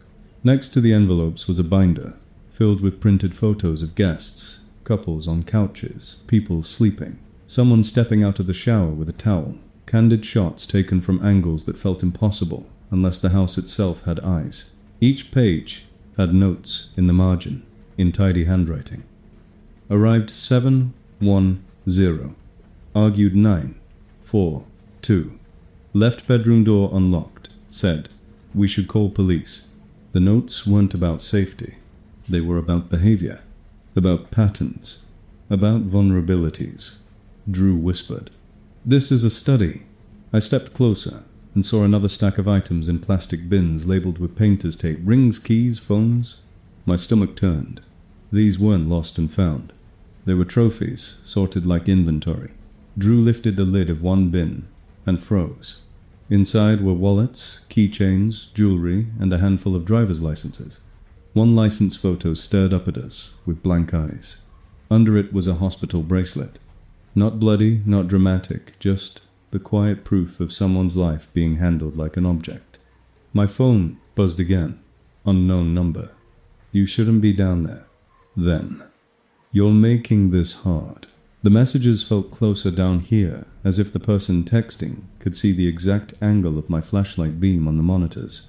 Drew whispered, "He's watching us right now." I looked up at the monitor feed for the corridor and saw it a camera view of the hub room from a ceiling corner we hadn't noticed. And in the corner of that screen our bodies moved like insects under glass. A small speaker mounted on the wall crackled, and a human voice came through calm and annoyed. "Go back up. Close the hatch." Drew yelled, "Who are you?" The voice sighed, like he'd been asked that before. "The owner," it said. "You're trespassing in a restricted area." The audacity made my skin crawl. We were in a hidden room under a rental cabin, looking at bins of stolen IDs, and he called us trespassers. Drew shouted, "You're recording people. You're stealing. Where are the people who own these?" Silence. Then the voice returned softer, coaxing storms bad. "You'll get hurt. Just go back upstairs. We'll talk." Talk. The same word that always meant comply. I whispered, "Call 911, but my phone showed one bar, then none, then one again, as if the signal itself was being managed. Drew grabbed my hand and pulled me toward the left corridor, marked with the 3-line symbol. "We find another exit," he whispered. We moved fast past the bins, past the monitors, into the branching corridor. The corridor narrowed plastic, sheeting closer, the air colder. After 20 yards, we saw a heavy doorframe with another symbol painted above it, those same 3 lines repeated like a brand. Beyond the frame, the corridor opened into a larger underground space that didn't feel like construction at all. The walls were reinforced, cleaner, more deliberate. Strings of dim lights ran overhead, powered by cords stapled neatly along beams. On the floor were footprints and drag marks, and a line of tape marking a path like a guided tour. Drew whispered, "This is insane." We followed the tape line because in a maze you take any rule you can get. The space widened again into a chamber with folding chairs arranged in rows, facing a blank wall where a projector screen hung.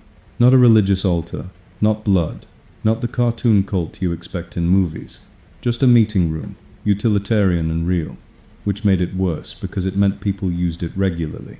Beside the chairs was a table with stacks of pamphlets and plastic sleeves. Drew picked one up and my stomach turned when I read the header. "The Watch is Care." Under it were bullet points about protecting families, observing patterns, correcting behavior, language that turned surveillance into virtue. On the wall behind the table was a corkboard covered in cabin photos, with strings connecting them, and in the center a hand-drawn map of the area showing multiple properties linked by lines like a subway system. Tunnels. A network of cabins connected underground. Below the map were names written in neat columns with dates and notes, like arrived, observed, compliant, resisted. Drew whispered, "This is organized." From somewhere deeper in the tunnel, we heard a sound that made my blood freeze footsteps.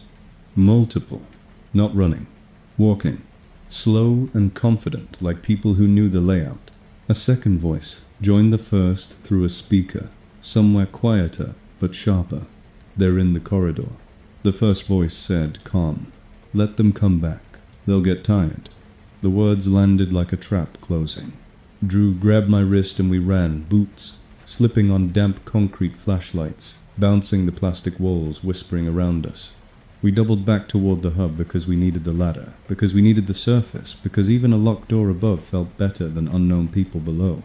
When we reached the hub room again, the monitor feed showed the living room hatch still open, the rug pushed aside like a wound. The speaker crackled. "You can't leave," the voice said, now bored like a person stating a fact. Drew screamed, "Watch me." He started up the ladder. I followed, heart in my throat. The moment Drew's head broke the hatch line, the deadbolt upstairs clicked. Unlock, lock, unlock, like the house laughing. Drew shoved the hatch open fully and climbed into the living room. I climbed out behind him. The smart speaker immediately chimed and announced, "Welcome back, cheerful as ever." The front door handle moved as if testing from the outside. A knock came, 3 slow knocks, followed by the host's voice through the door, muffled and calm. "It's okay. You're safe. Close the hatch." Drew backed away from the door, fireplace poker raised, breathing hard. I called 911 as my phone regained one shaky bar, and I shouted the address off the Wi-Fi card. Words tumbling tunnels, monitors, bins of IDs, multiple people approaching underground. The dispatcher told us to stay inside, but inside was the problem. Sirens in the distance felt like a dream too far. The porch footsteps moved away, then returned as if someone paced outside, waiting. Then the living room rug shifted slightly on its own, just an inch, like pressure from below testing the hatch. Drew whispered, "They're coming up." We stood between the front door and the hatch, like prey between two mouths. Then finally, headlights swept the window red and blue, cutting through snow. A hard knock hit the door. "Police!" I screamed. "In here!" The deadbolt chirped and unlocked by itself, cooperative for witnesses. Officers stepped in, weapons down, but posture tense, and we spoke too fast, pointing, shaking, leading them to the hatch. They opened it and shined lights down. The corridor was there. The hub room was there. The monitors were on. The bins were there. The map was there. The speaker was silent now, like a person holding their breath. Officers went down. We waited upstairs, shaking, listening to distant shouts and radio chatter rise through the floor like muffled thunder. After what felt like an hour, an officer climbed back up, face pale. He said, "There are tunnels branching toward other properties." Drew asked, "Did you find anyone?" The officer hesitated. "We found signs of recent use," he said carefully. "Warm equipment, fresh tracks, but no one on site now." No one now. The same pattern as every other story. The infrastructure stays, the people vanish. We were escorted out into the storm, into the honest cold, and driven to the station for statements. The next morning, the rental listing was gone. The platform emailed an apology and a refund, and said they take safety seriously. The police told us they secured the property pending investigation. They told us not to talk publicly about ongoing cases. They told us all the correct things. And still 2 weeks later, a plain envelope arrived at our apartment with no return address. Inside was a glossy pamphlet in a plastic sleeve, perfectly clean, titled, "The Watch is Care," and on the back, in neat handwriting that looked exactly like the notes in the binder under the cabin, a single sentence. "You saw the tunnels. That means you're part of the system now."